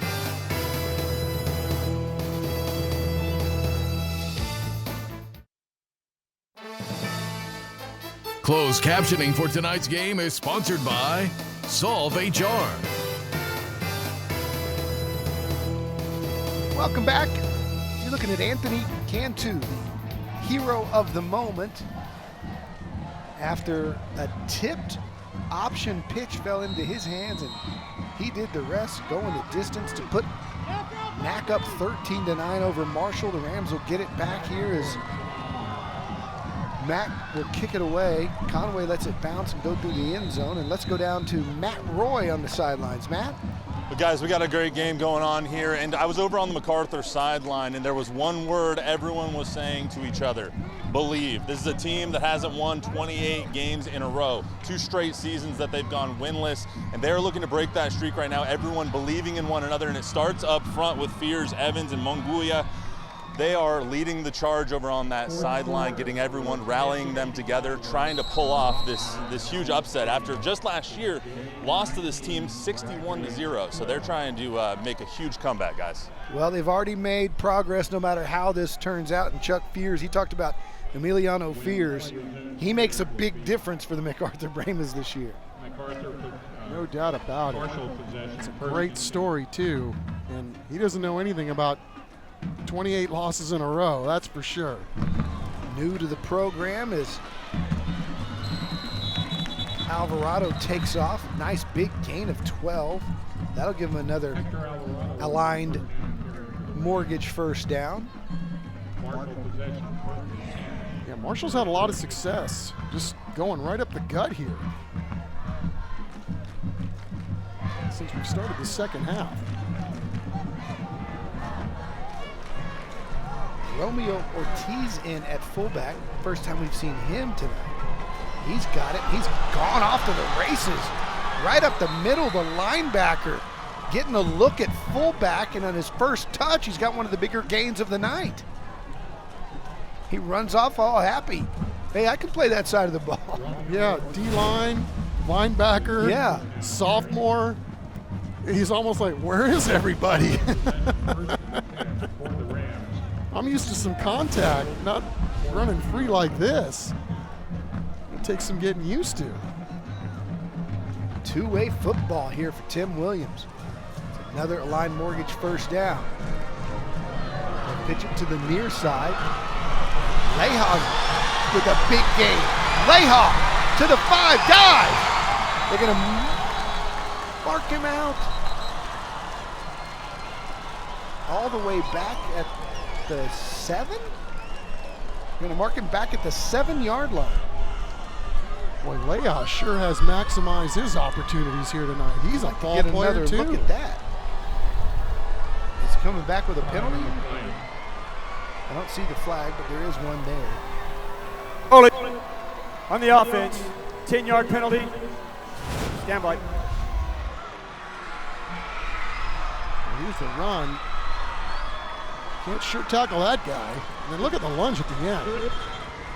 That was unbelievable. Down at the 7. Maybe there. Just a great individual effort there at the end. That's right there. Doesn't matter for the hold, but. Did you call it a touchdown? They may have. They picked up the flag, and now what? They decide it wasn't at the 7? What on earth is going on? Well, something good for the Marshall Rams. After further discussion, there is no flag on the play. However, It's out at the 7-yard line. He did not. First down, Marshall on the 7 and goal. Okay, well, it's week 1 for the officials too. I don't know why they picked up the flag. The step out at the 7 is close, to say the least, but it's a, like you said, big play for the Marshall Rams. Chance to go back in front. Yeah, and Leha gets to pad his stats, because that was one heck of a run. It's Brown in it, tailback. Leha's in the slot on the left side. They go to Brown up the middle, and again, that defensive front from Mac is just a beast. 63 and 36. It doesn't matter what position you put the 6 and the 3 in. They are a couple of monsters up front. Let's take a look. Did he step out? This one right here. No. He's in. He's in. Oh, I don't know. Did you see the little drag of the foot? I don't know. Tough to tell. Tough to tell. Tough to tell. No replay in high school football. Doesn't matter. pitch out to Lehan. He stumbles, tripped over the chalk on the 10. That'll set up another goal line stand opportunity for the MacArthur Brahmas. The two guys that are the hosses up front for Mac are the guys preaching believe, and they've done it 3 times tonight on 4th down, getting stops for the Brahmas, and they have another chance here. 3rd and goal from the 9. It's Evans right in the middle of it. Got him wide open. That's caught, and it's touchdown. Jawan Johnson again. He's got one score, another called back, and this one he owns. The sophomore with his breakout performance on T&L. Boy, this guy has been really a lot of fun to watch, and in all fairness, Coach Williams didn't completely junk it up on us during our meeting this week. He told us that this young man was going to play some defensive back, but he was going to probably play both ways.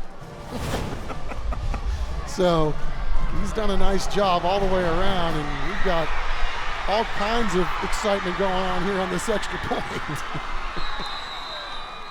We got some rugby action here up here in Ferris What Stadium. we have is a good old-fashioned Donnybrook. 15-13, 6:14 to go in the 3rd quarter.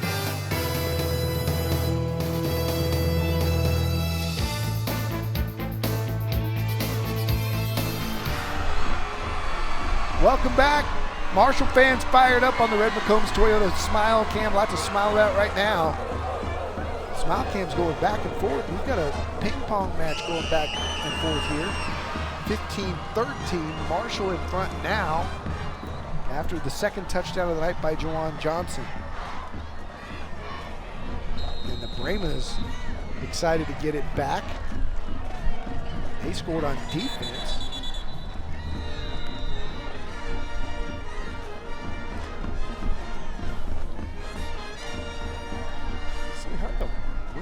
Ball off the tee. It's really starting to pick up a little bit. Can't. Sure is. Can't be any stronger than the AC in this booth. And Chuck's about to start a fire. Short kick. That's going to be fielded by Speed, and he's going to be thrown down right at the 25-yard line, and we're back in 15 seconds.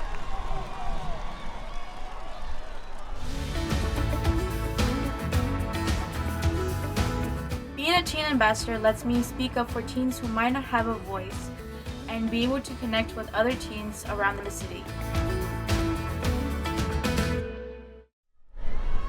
Not that we're going to complain about air conditioning as hot as it's been. Absolutely not.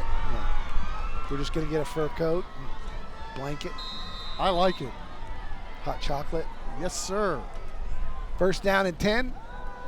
Murock, under some duress, escapes a couple of tacklers and gets to the 25. And you can see already during the course of the night what it's going to be like for a quarterback having to play against this style of defense. I mean, you've got to really be able to see the entire field because Marshall is sending guys from every nook and cranny of the ballpark tonight. Yeah, they show blitz on every play and to confuse you, and you never know where it's going to come from. And they're going to do this. They're going to blitz all season long, but I'm telling you what, this is really a handful. 2nd down and 10. Murock fires it out. That ball's, did Johnson, oh my goodness gracious. Jawan Johnson almost made an unbelievable play. Not only is he great on offense, watch the ability of this kid to not only tip the ball, but then almost bring it in. That's a fantastic highlight that we've got to revisit when we have time, fellas. That's unbelievable. He almost brought that in. 3rd down and 10.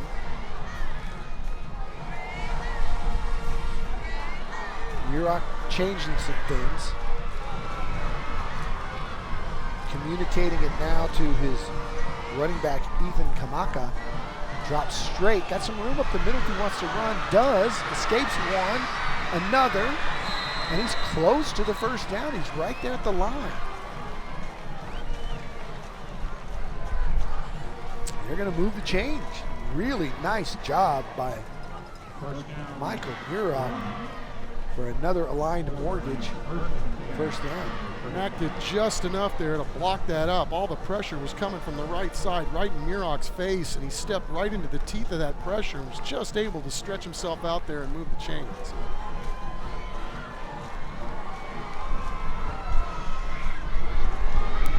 Kamaka's got it, and he's buried.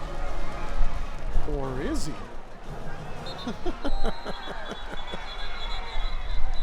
Still on his feet, never heard a whistle, and now they blow it down. It's one of those where you get submarine, but did the knees ever hit the ground? Showing a lot of fight out there. Sets up second down and 5.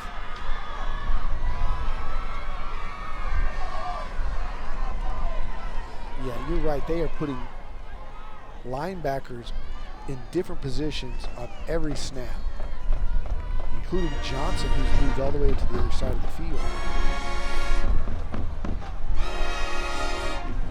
It's like a 3-3-4.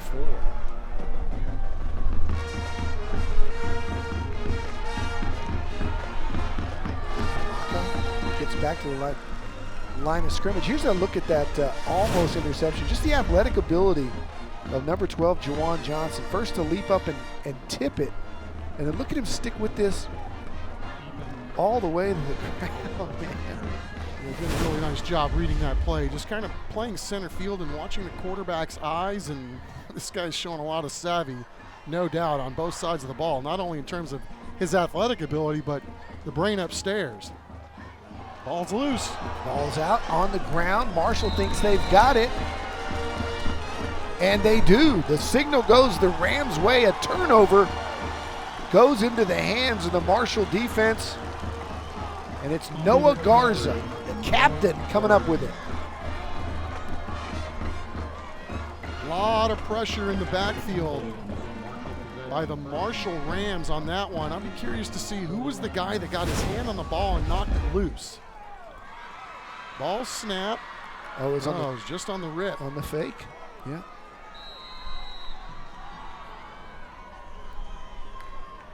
The Brahmas win. They've struggled tonight. It's been, shooting themselves in the foot with just little things, balls on the ground with a snap or a mishandle like that one right there. So they'll go back to the Marshall Rams. And again, right up the middle is Laval Brown. Big success on that run. As Ponce is back in for quarterback. Conway's back in. Juwan Johnson's in. Yeah, Kalunga, Espinosa, and Montoya over there on the right side. Doing some nice work over there. All right, for the Marshall Rams. For the first time tonight, we've got Johnson and Conway on the same side of the field on the left-hand side. Johnson's coming this way. Juwan Johnson cutting it back, still on his feet. And he's got it all the way down to the 15-yard line. Another aligned mortgage first down. I don't know what his yards per touch are tonight, Chuck, but this kid's amazing. Yeah, it was plus 10 in the first half. We'll have to update that here in a second, but man, this guy, again, just a little sophomore. You feel like he's going to go down in the first contact, and he's shredding blocks, or shredding tackles, I should say, and then shredding with his feet. Valentino Ortiz in for the first time. Brown behind center.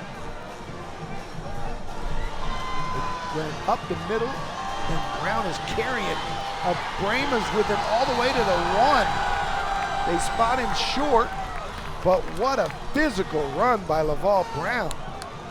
And this kind of stuff is contagious, Don. You see somebody come in and give you a little spark like 12 has tonight. Now everybody wants it's all you can eat. This is a man-sized run right here. The human pinball machine. Driving with his legs, and he almost got there. It's Brown again. He got you down there. Williams let him cap it off. It's Ponce. Touchdown, Marshall Rams. Got a late flag. We'll see if it's a horse collar in decline, or we'll see if it goes on Marshall for a hold.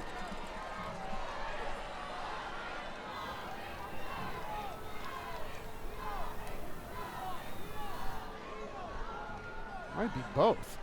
Could be.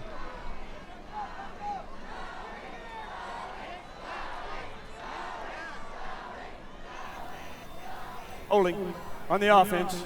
10-yard penalty from the spot of foul. Replay, first down, first and goal. So Mac looking at another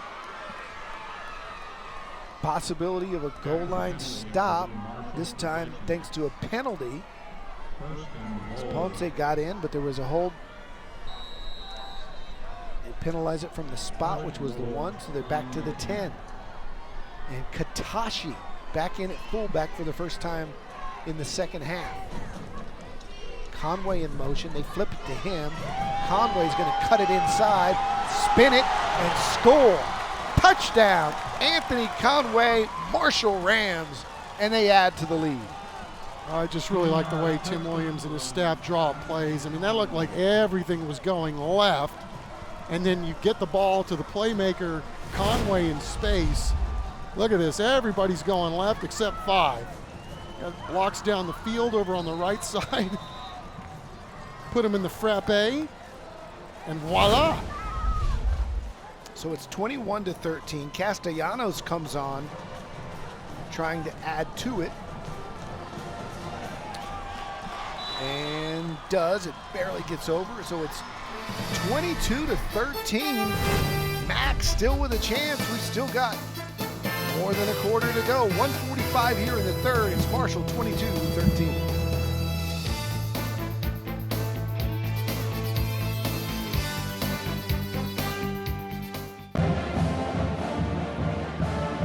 Showed you the Marshall pep rally earlier in the broadcast. Now we're over at Mac. Carlos Sanchez made his way over to the Brahma country. They're fired up for tonight too. What I love about the Spirit Groups, who knows? You would never know they lost 28 football games in a row. School spirit everywhere. Congratulations to Mac, building this program back. Kevin Hurst. Rich tradition out there. The oldest school in the Northeast School District. Started as Northeast Rural School way back in the day. Was renamed MacArthur in 58-59. And they, Chuck, moving down to 5A, are going to play all their home games at Heroes Stadium, which means this will be the first time since the 1962 season, 40 years, that the MacArthur Brahmas will not play at what's known as Jerry Comalander Stadium. For the longest time, it was Blossom Athletic Complex. 40 years they've been playing home games at Comalander Stadium, and this year they will not play a single game there.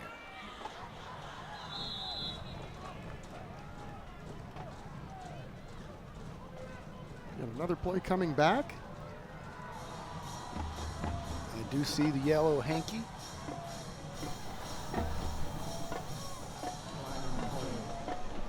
Who's the greatest football player ever come out of Mac? Kid who played tight end for Texas Tech and the Jets.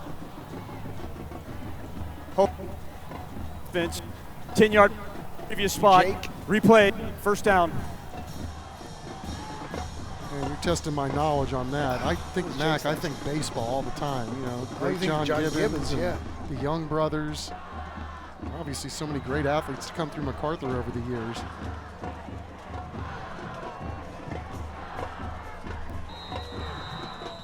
How about the kid who played at Rice? Dillard. Jarrett Dillard. Played in the league some. Yes, he did. Law school last we checked, right? Yeah, he was off the charts. He missed a state semifinal or quarterfinal game because he was in a robotics contest. He was their best football player. And he missed like a quarterfinal game to go to a robotics contest. Shows you how smart. All those Dillard kids were amazing. Right. Ty's still coaching. Yep. New quarterback for Mac, running for his life, trying to get to the edge, and does. That's Noah Carrizales, who had the interception earlier in his one snap. And as is the case for the 14th season, look who's back. Monarch Trophy, our good friends over there. If you ever need anything, awards, plaques for your business, for your team, give them a call at 210-344-3777 or go online to mtsawards.com. Nice ball over the middle. You could see that Carrizales really has some zip on the ball, the sophomore. And he does, and I think what it gives Mac, too, is another weapon, too. He can move 7 outside. So we're going to see some of this during the course of the year. And, you know, there's been a philosophical change offensively at MacArthur. They went from running the triple option type stuff to they're going to now spread you out. So, again, you know, this is when you're blessed to have a preseason that you can kind of go through some of these things and work out some of these kinks. But, you know, you can see they've had a lot of opportunities tonight, and it's just one of those things you're going to have to polish some things up a little bit. Jace Amaro was the name. Right, the tight end. I'm sorry. Good call. Yeah, big Jace. Very good player. Really successful college player. Yeah, played in the league 3-4 years, right? Yep. He was a 30-year-old man when he was 16. I remember going to their practices. I thought he was a coach. Yeah, big one dude. Of those guys you take the team picture and who's the big tall guy? Big, strong dude. How about Jason Washington? Jason Washington played at your alma mater and was just a fantastic high school player. Coached for a long time in college football. I think coached for a long time at the University of Texas. I think he's in the SEC now at Mississippi State. Nice. Coaching defensive backs. What a fine young man Jason Washington is. Handoff up the middle. Another big, tough run for the young man who's done a lot of the heavy lifting for this Marshall offense tonight, Laval Brown. You know, we talk so much about Johnson and the explosive plays of Conway. They've got the touchdowns, but Laval Brown is just carrying a load to get him down in scoring position.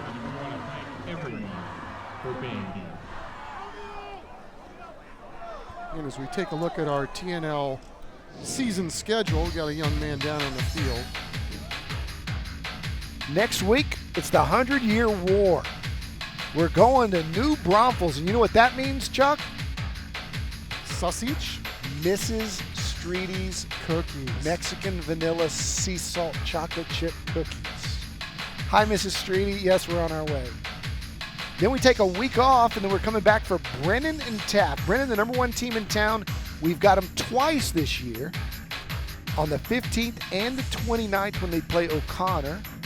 We've got the Gucci Bowl on the 13th. O'Connor and Stevens will be a good one. Kerrville Tivy joining us again this year, and we're finishing it off with Canyon and Wagner. So a great schedule of TNL football games coming up this week. Tomorrow night, right here on the CW35, you can see Tariq Woolen from UTSA. Alton Robinson from Judson. Playing for the Seahawks. And Dennis Houston for your Dallas Cowboys. From Warren High School, so a lot of San Antonians in that one. Tough physical contact as the quarter comes to end right there, as the big fella got back in at fullback, Romeo Ortiz, the defensive lineman. And we don't have one untimed down, no penalty. We're moving to the 4th. Marshall up 22-13.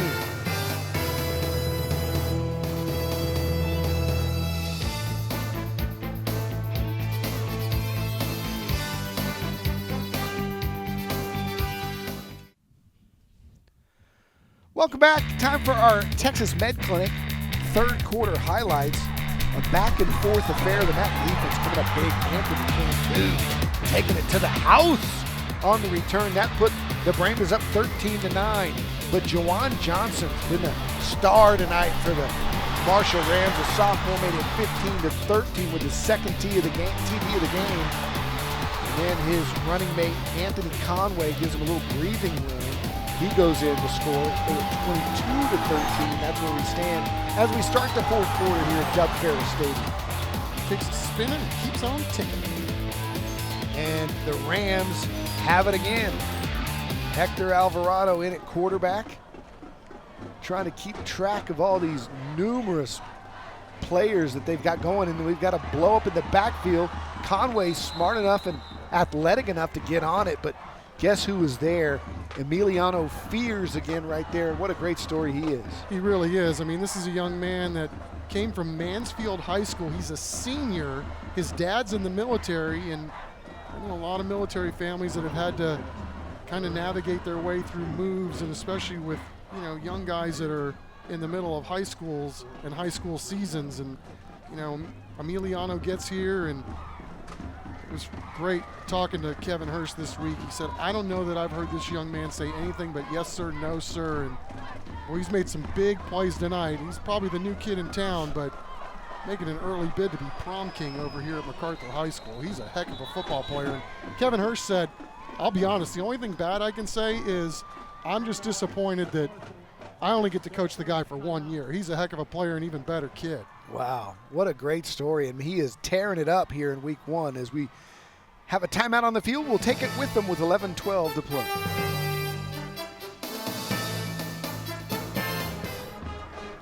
Welcome back. It's 22-13.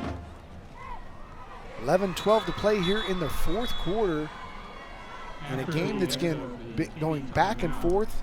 If you're just joining us, MacArthur's got a 28-game losing streak, one of the, I think it's the third longest in the state of Texas. But they have reason to believe, Emiliano Fears, one of the reasons to believe. He's just joined the squad this year, as Chuck was talking about. They've got a young core. They're athletic. They're talented. They're trying to break this streak, but Marshall has come back here late in the third. And here's Anthony Conway. Look out. He's dangerous. Conway sticking a foot in the ground to get all the way inside the 30-yard line of MacArthur. Wow, you saw that juking ability that he showed us last year. I tell you, the only thing I think Tim Williams kind of okey-doked us on was he's got some athletes on this team, right? I mean, it seems like everybody that touches the ball is electric. Look at this guy. Yeah. His highlight reel in the Jack Green archives, and he's special. He's had some really, really good plays in his career at Marshall. Yeah, I mean, but they got a lot of them. It seems like they've got 3 or 4 guys every time they touch the ball. Something really good's going to happen. It's Cowboys AC first down for the Marshall Rams as we have 11:01 to go here. They hand it off inside this time, and that's Katashi. Elijah Katashi plays linebacker and fullback. He's played about 4 series tonight. He's the guy that we talked about in the preseason as being their, their thunder. They've got thunder and lightning. Johnson's a lightning guy to go with Conway, but Katashi's their thunder guy, and he's kind of sat most of the time as Brown has played fullback most of this game as Katashi's concentrated on defense. This time, gets it again. Gets about 4. And let's bring in Matt Roy from the sidelines who wants to weigh in. Matt? Well, Don Chuck, right after that last run by Anthony Conway, Tim Williams pointed right at me. He's like, I told you, that kid is special. That kid's special. And we can see it in this second half, even Coach Williams starting to feel the juice in this stadium as they're starting to execute, as he told us they were going to do at halftime. Yeah, I mean, you could tell, Matt, they're really getting into a nice rhythm here offensively here in this second half for sure.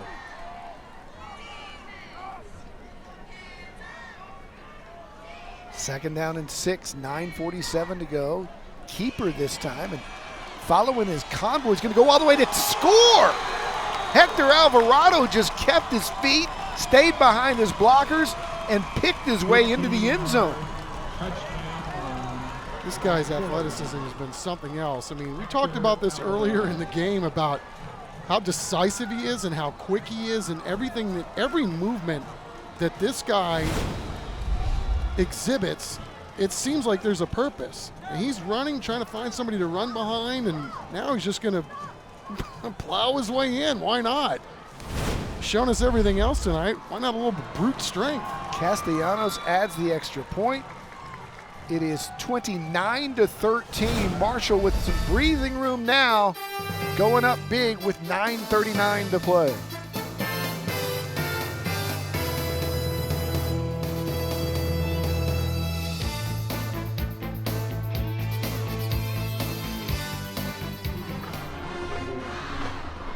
Welcome back. It's the Red McCombs Toyota Smile Cam, and the Marshall Ram fans with a lot to smile about now as they've opened it up to 29-13 with 9:39 to play here.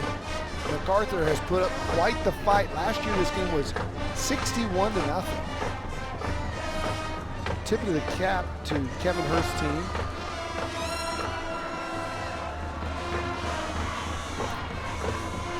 Take the kick at about the 15 and get to the 25, and we'll be back in 15 seconds.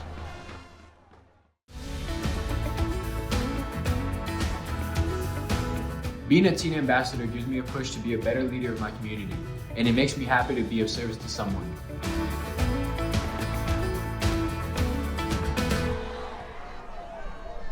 So the Brahmas really need to score here to get back into this football game. They're running out of time. So we'll see how Kevin Hurst, he's put his young sophomore in there who can really sling it.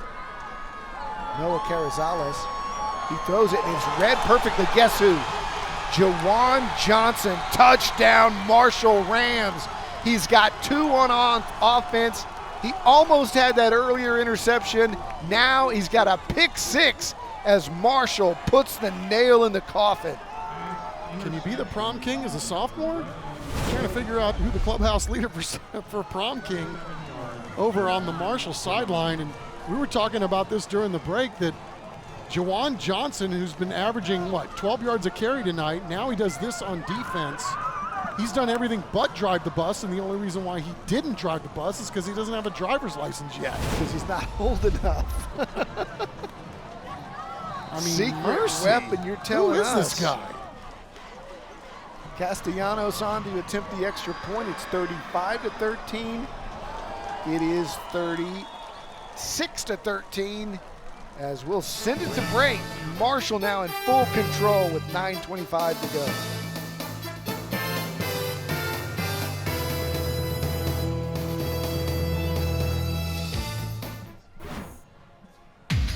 Welcome back. Time for our Beluga Air player profile. Chuck, this guy plays baseball, so I'll leave it to you. Gotta like him right there. The flow's outstanding. You can tell he plays baseball just based on the flow, but look at all the great things that this young guy is doing. And then not only that, Don, he played outside on their offensive line. Last year they moved him inside. Great football player, and obviously we really like the baseball stuff too. It's a big baseball player right there, y'all. And you know what? TNL becoming the place where you saw him first. Right? How many guys? How many guys? You can go to the pros if you want, especially college football. And now here, how about Sincere McCormick as a sophomore with DeMarvin Leal and Rashad Wisdom as sophomores when they were at Judson. J.C. Evans last year at Brandeis. They put him in, and he has this huge game and then went on to a great season. And now, ladies and gentlemen of San Antonio, meet Jawan Johnson, the number 12 jersey on the Marshall Rams, just a sophomore. So we listen to the penalty. During the return, personal foul, blindside block on the receiving team. 15 passes to the goal. First down. And coaches have okey-doked us before, Chuck. J.C. Evans last year, they had another quarterback, and then they put this young man in. Said, yeah, kind of like our sophomore. You think? I think college scouts do too. He's got the size. He had just a fantastic performance. And here in week 1, we're getting the same from Jawan Johnson. Yeah, there's some guys that you can tell it doesn't really matter the age. It's like they've got that it factor that really stands out. And, Don, this game really flipped when 12 touched the ball for the first time. I think, Marshall was kind of feeling themselves a little early. trying to figure out exactly how to go about their business here tonight. And the first time he touched the ball was like instant juice for the Rams on offense, and it's been Katie bar the door ever since. He's got a rushing touchdown, a receiving touchdown, and an interception return for a touchdown. Yeah, just the knowledge of he carries himself like a senior. Sophomore, on defense. Chuck, you know, you and I love Beyond the Game. It started with Grant Taff at Baylor and his son-in-law Russ Bookbinder at San Antonio Sports, and it's been really adopted here at Northside by Stan Lang, and it's really spread throughout all of San Antonio. We see it with Ron Ritterman in Alamo Heights in the Peanut Butter Bowl, but just this entire push of coaches affecting lives of young men, teaching them to be community servants.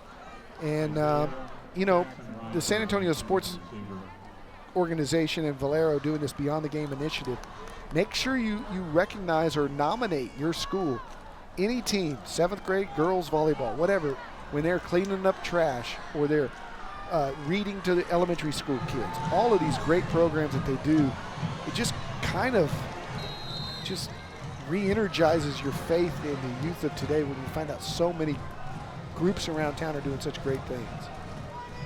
Oh, it really does. And we see a lot of it, and how important it is to, you know, not only for these young guys to go to school and then be on the football field and be good teammates and do what they need to do in the classroom, but then to know that there's also another part of this, that you've got to spend some time giving back, and they all understand it, do a really good job, and, you know, quite frankly, showing a lot of us adults how it's supposed to be. That's right. And they do a great job as they kick it away here on 4th down, do the Brandis, and then they roll up to the 40-yard line. That's where Marshall will have it. Hey, it's time for our Bexar County Sheriff's Office collision of the game. Happened back in the first quarter, right there. Big slobber knocker. As the MacArthur Brahmas safety, Jacob Mendoza, came up to lay a lick on Alvarado. That is our Bexar County Sheriff's Office collision of the game. Check the chiclets. They still make chiclets? I don't know. Do they? Probably. I've had a lot of old references tonight. They don't seem old to me. Or you, I'm sure. You know what I had this week? I had a Tootsie Pop. When was the last time you had a Tootsie Pop? Been a minute. See? Old school stuff still around. Handoff up the middle. Brown's got it for about 5, and you would think Tim Williams now would want to just tick-tock run the clock. Yeah, they really got some things figured out at halftime. I'm sure, you know, we could probably tell by his interview with Matt that he wasn't exactly thrilled with, you know, some of the meat that they were leaving on the bone there in the first half, but they got everything reconciled at halftime, there's no doubt. It's been one heck of a performance by these Rams in quarters 3 and 4.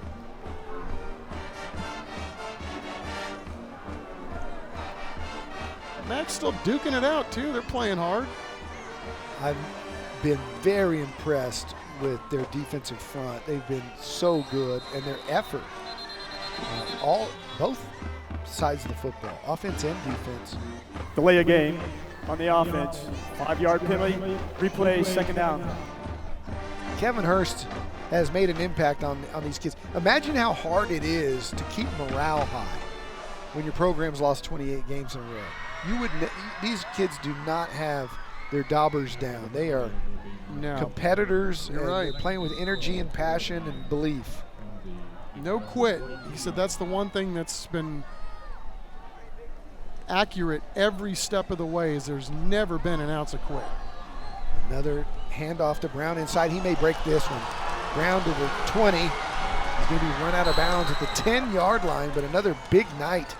A big carry for Laval Brown, who, despite all the heroics from the quicker, more explosive athletes like Conway and Johnson, may be their leading rusher tonight, and is with 94 yards. And just another sophomore. Man, Tim Williams has got a stable full of young guys that look like they can play ball. Giving him some encouragement on the sidelines. Johnson's over here at the bottom of your screen. If he goes in motion, watch out. There he goes. Instead, they hand inside. Katashi picks up 4 tough yards right up the middle and gets inside the 10-yard line.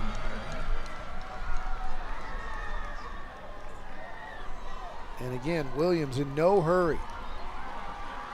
And it just goes to show you, Don, too, about the job that Tim Williams and his staff, what they've done at Marshall in these last 3 or 4 years is really something to behold. I mean, because they were having a hard time winning ball games too 5 years ago, and look where they are now. I mean, this team is fun to watch. They got athletes. They're clicking. They give it to the big defensive lineman who's played some fullback tonight. Romeo Ortiz gets it down to the 2, which sets up another first down. A Cowboys AC first down at the 1-yard line. We'll see if the Brahmas have one more stand in them. They look gassed right now. There's some fatigue over there on that MacArthur defense. Yeah, they've been on the field a lot here in the second half, and obviously done a nice job contributing to the scoreboard too. So they've done a really nice job. Big fella gets it, bulls his way in for the score, and Marshall adds to their total here with 5:30 to go. The Rams score again, and it's the big fella, Romeo Ortiz with the score to make it 42-13. This game seems a lot closer than 42-13 to me, just in the effort that MacArthur's given. No doubt, and then 42, there's another sophomore. How about You're this? going to play some sophomores, they may as well be athletic and big, huh? How about this? Number 42 made it 42, and number 43 just made it 43. The scoreboard is dripping with irony. Or did he miss it? No, he made it.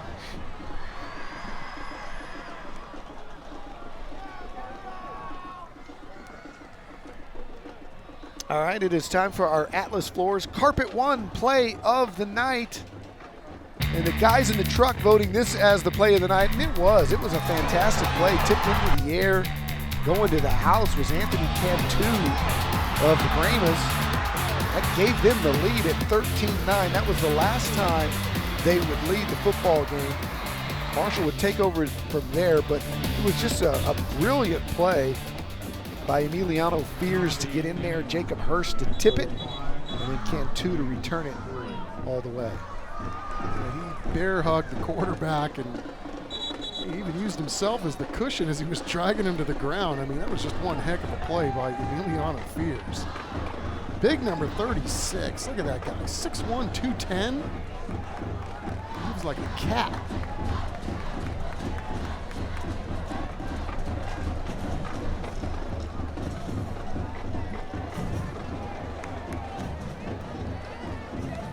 Glad to have you in San Antonio, Emiliano Fears. We're looking forward to watching you play all season. I'm looking forward to seeing him play somewhere on the college level.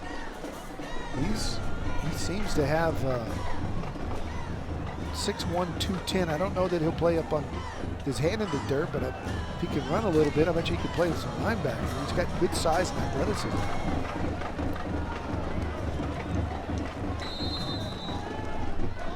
That return taken out at the 26-yard line. 5:20 to play here with Marshall up 43-13.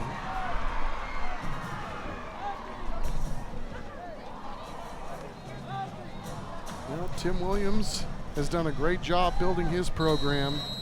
And I love what he said when we talked to him this week that, we've set some standards around here, and guess what? We got to raise the standards.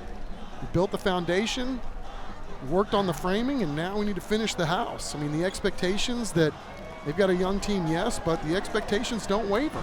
You got to love to hear stuff like that. And that's cool that these coaches and the teachers and everybody else affiliated with this program, parents and the players, I mean, that they put themselves in a position to take that next step. I mean, these guys are not going to be an easy out each and every week that they play, and they expect to make the playoffs, and they expect to compete for district championships no matter where UIL sticks them. Well, they're pretty cool because you wouldn't have said that 5 years ago.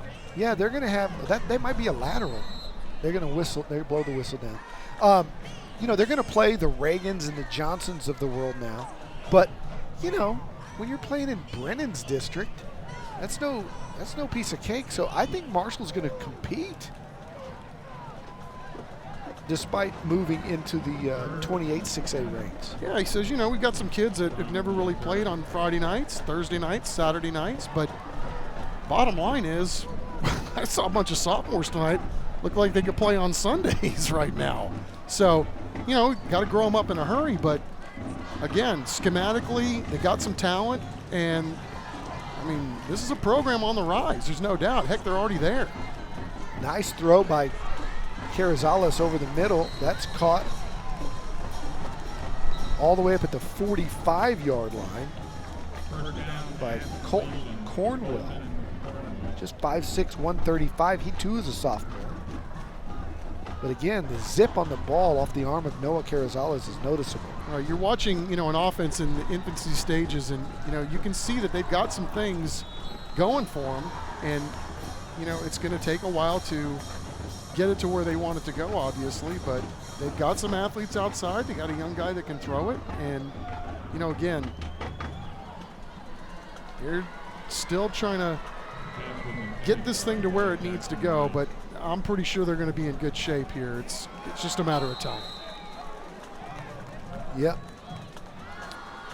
All right, don't forget to vote for the Children's Hospital San Antonio Band Grant.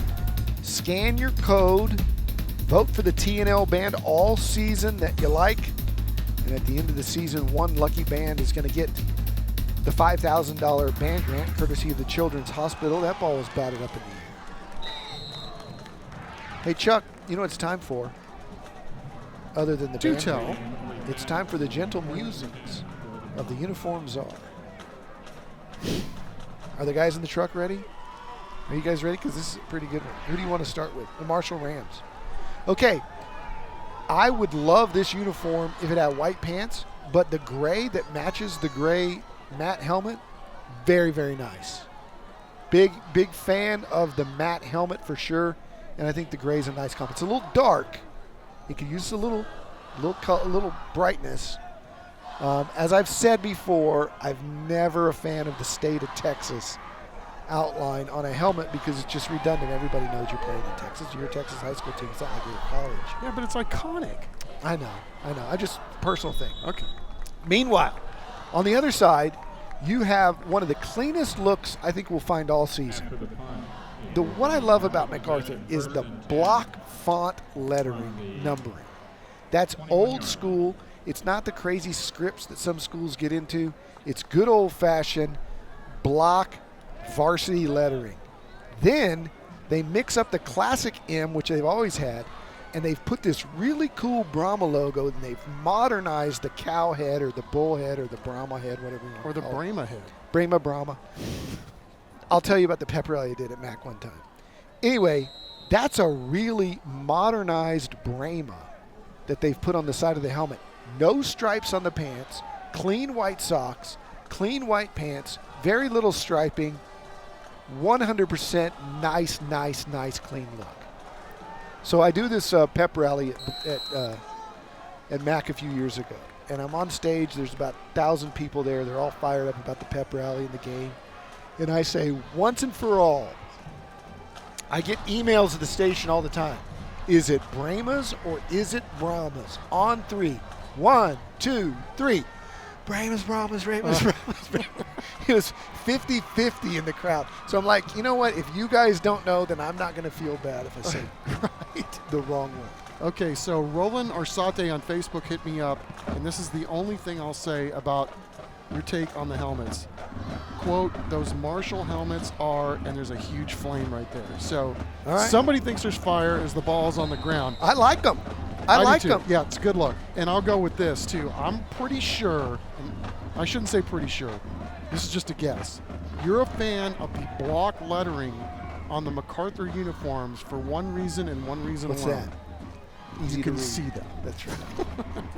That's not the only reason. That's not the only reason, but I do like it. There's that cool Brema, that modernized Brema on the helmet. That's a nice upgrade. I still remember we were doing a game 4 or 5 years ago with Clark. I love the Clark look, but they had white uniforms with a light gray number. Oh, that was awful. There's a fumble. It's going to be turned. Touchdown. Mack runs it back. Ball came out, and the Bremas took it to the house. They got some youngsters in there this late in the game. That's Vincent Franco. He's a senior. He takes it to the house. A lot of young guys getting a chance here to shine, and look who's in to force the fumble. Fears man, again. 36. Caused both of those touchdowns for the Mac defense. Did.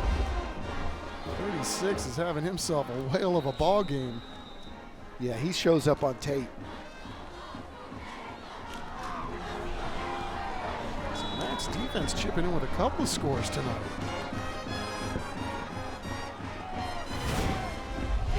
Another look. Got past the first guy, but 36 rolling down the line like a freight train. Ball is out. Ball is in. Man, Fears is showing up.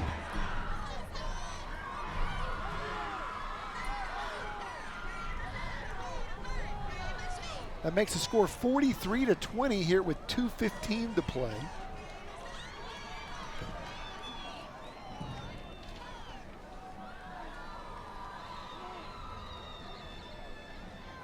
And, you know, earlier, Fears caused that, I guess, errant pitch that Cantu returned. That was tipped up into the air by the coach's son, Jacob Hurst, number 22. And earlier in the week, we talked to Coach Hurst about being able to coach his own son. And here's what he had to say. I think he and I both could both say that he probably doesn't get treated like my son out here. It is a unique situation. I wouldn't trade anything for it. Some of our best conversations probably hadn't been coach to player, it has been the drive to and from work, or getting home and sitting down and watching video together. And that's been his choice. But it has been a lot of fun for me. You know, maybe not as much fun for him, honestly, but a lot of fun for me to see him grow as a young man and to see him be influenced by our program and our players. And I think he's had some influence on some of our players.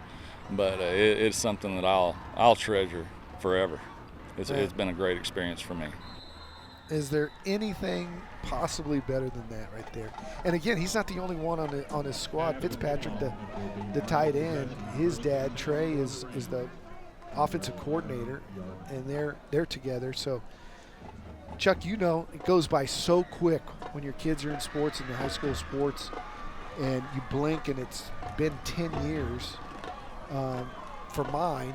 And I told Fitzpatrick before the game, I said, hey man, whatever it is, just soak this all in because it goes so quick. And those father-son moments right there, could you just see the smile on his face?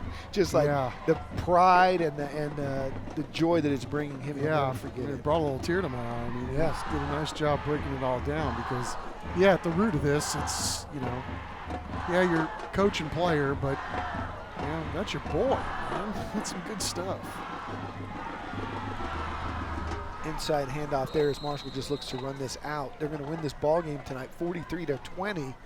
The MacArthur losing streak is going to go to 29, but I can tell you this, I have pretty full confidence that streak ends this season with what we've seen here tonight from Kevin Hurst's squad. He's got a really, really impressive defense that's coming together and some young players on offense with a lot of talent that will, you know, we saw some nerves early in this game, and they settled down and they had some success.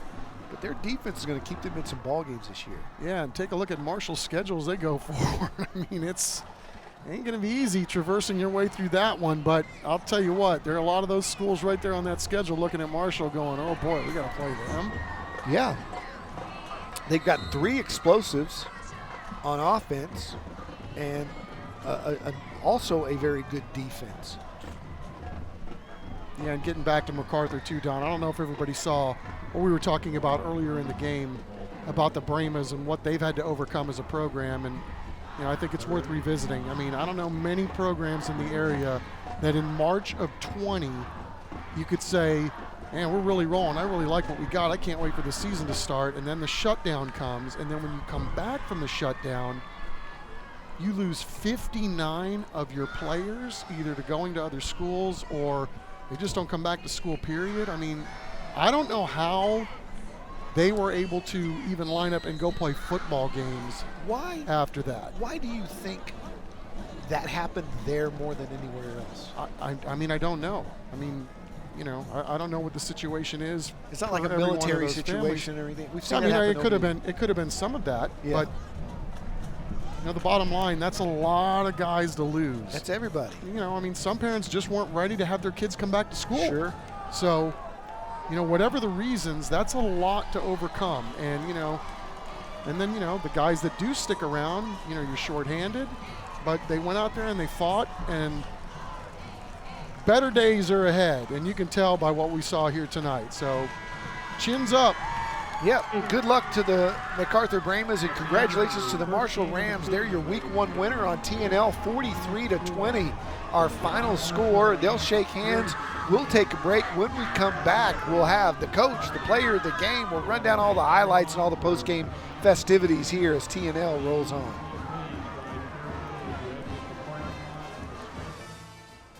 Tonight's broadcast of Thursday Night Lights is sponsored by Taco Cabana, the Gomez Law Firm, Vulcan Materials Company, Centro Med, Red McCombs Toyota, Texas Med Clinic, Align Mortgage, Cowboys AC, the Children's Hospital of San Antonio, San Antonio Metropolitan Health District, San Antonio Sports, Valero, Rhino Roofers, Atlas Floors Carpet One, Air and Plumbing Today, Solve HR, the Bexar County Sheriff's Office, Beluga Air, and Monarch Trophy Studio.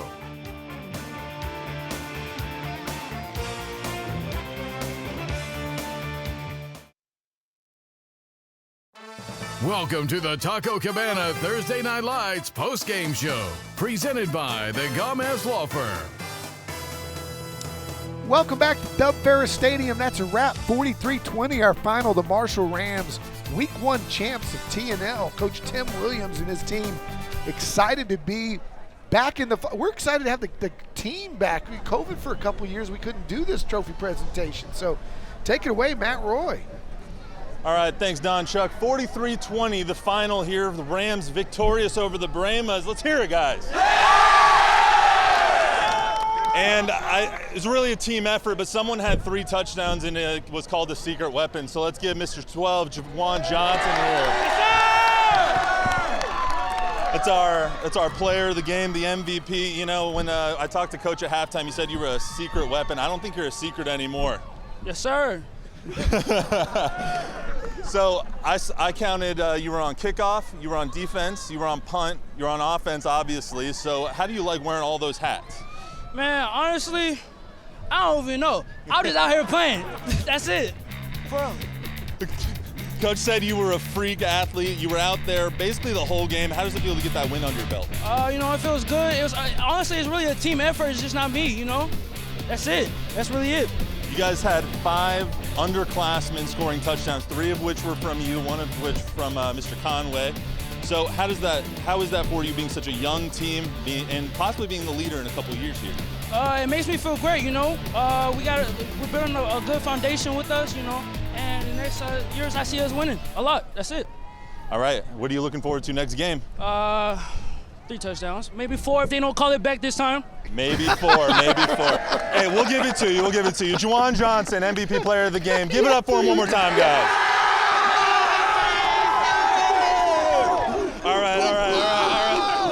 All right, guys, all right. Back up a little bit. Coach, let me get you in here before we really celebrate. Yeah.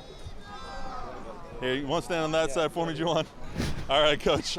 Obviously, very exciting. I talked to you at halftime. You said you were going to execute in the second half. You come out in the second half, and it was a pick 6, fumble 6. I'm not sure exactly what that counted as, but go down quick. After that 34-0 run, what happened right after that play?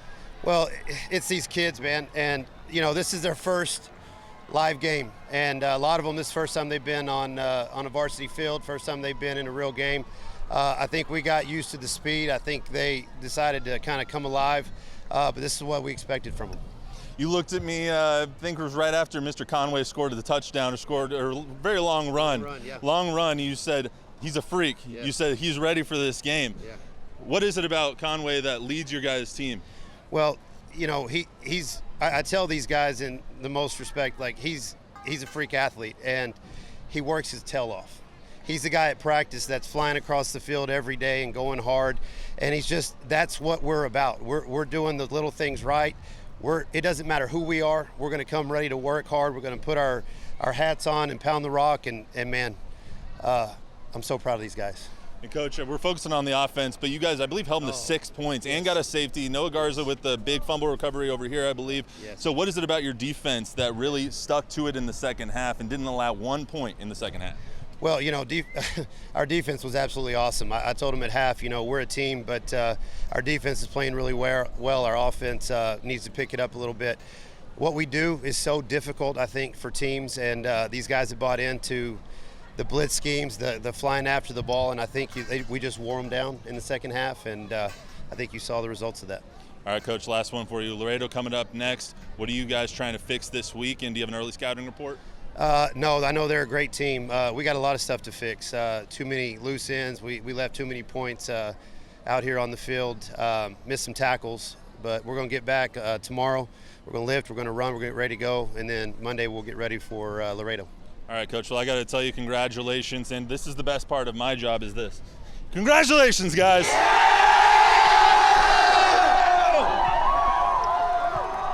Gonna get trucked. I think Matt's the first sideline guy we've ever had that can hold his own with the whole team playing a little college offensive line. Hey, thanks, Matt. Thanks, Coach. Congratulations, Juwan. Line of the night, man. He 4 touchdowns if they won't call it back. All right, we're going to take a break. When we come back, we'll wrap it up with the highlights of the night and look forward to next week, week 2 of TNL when we come back.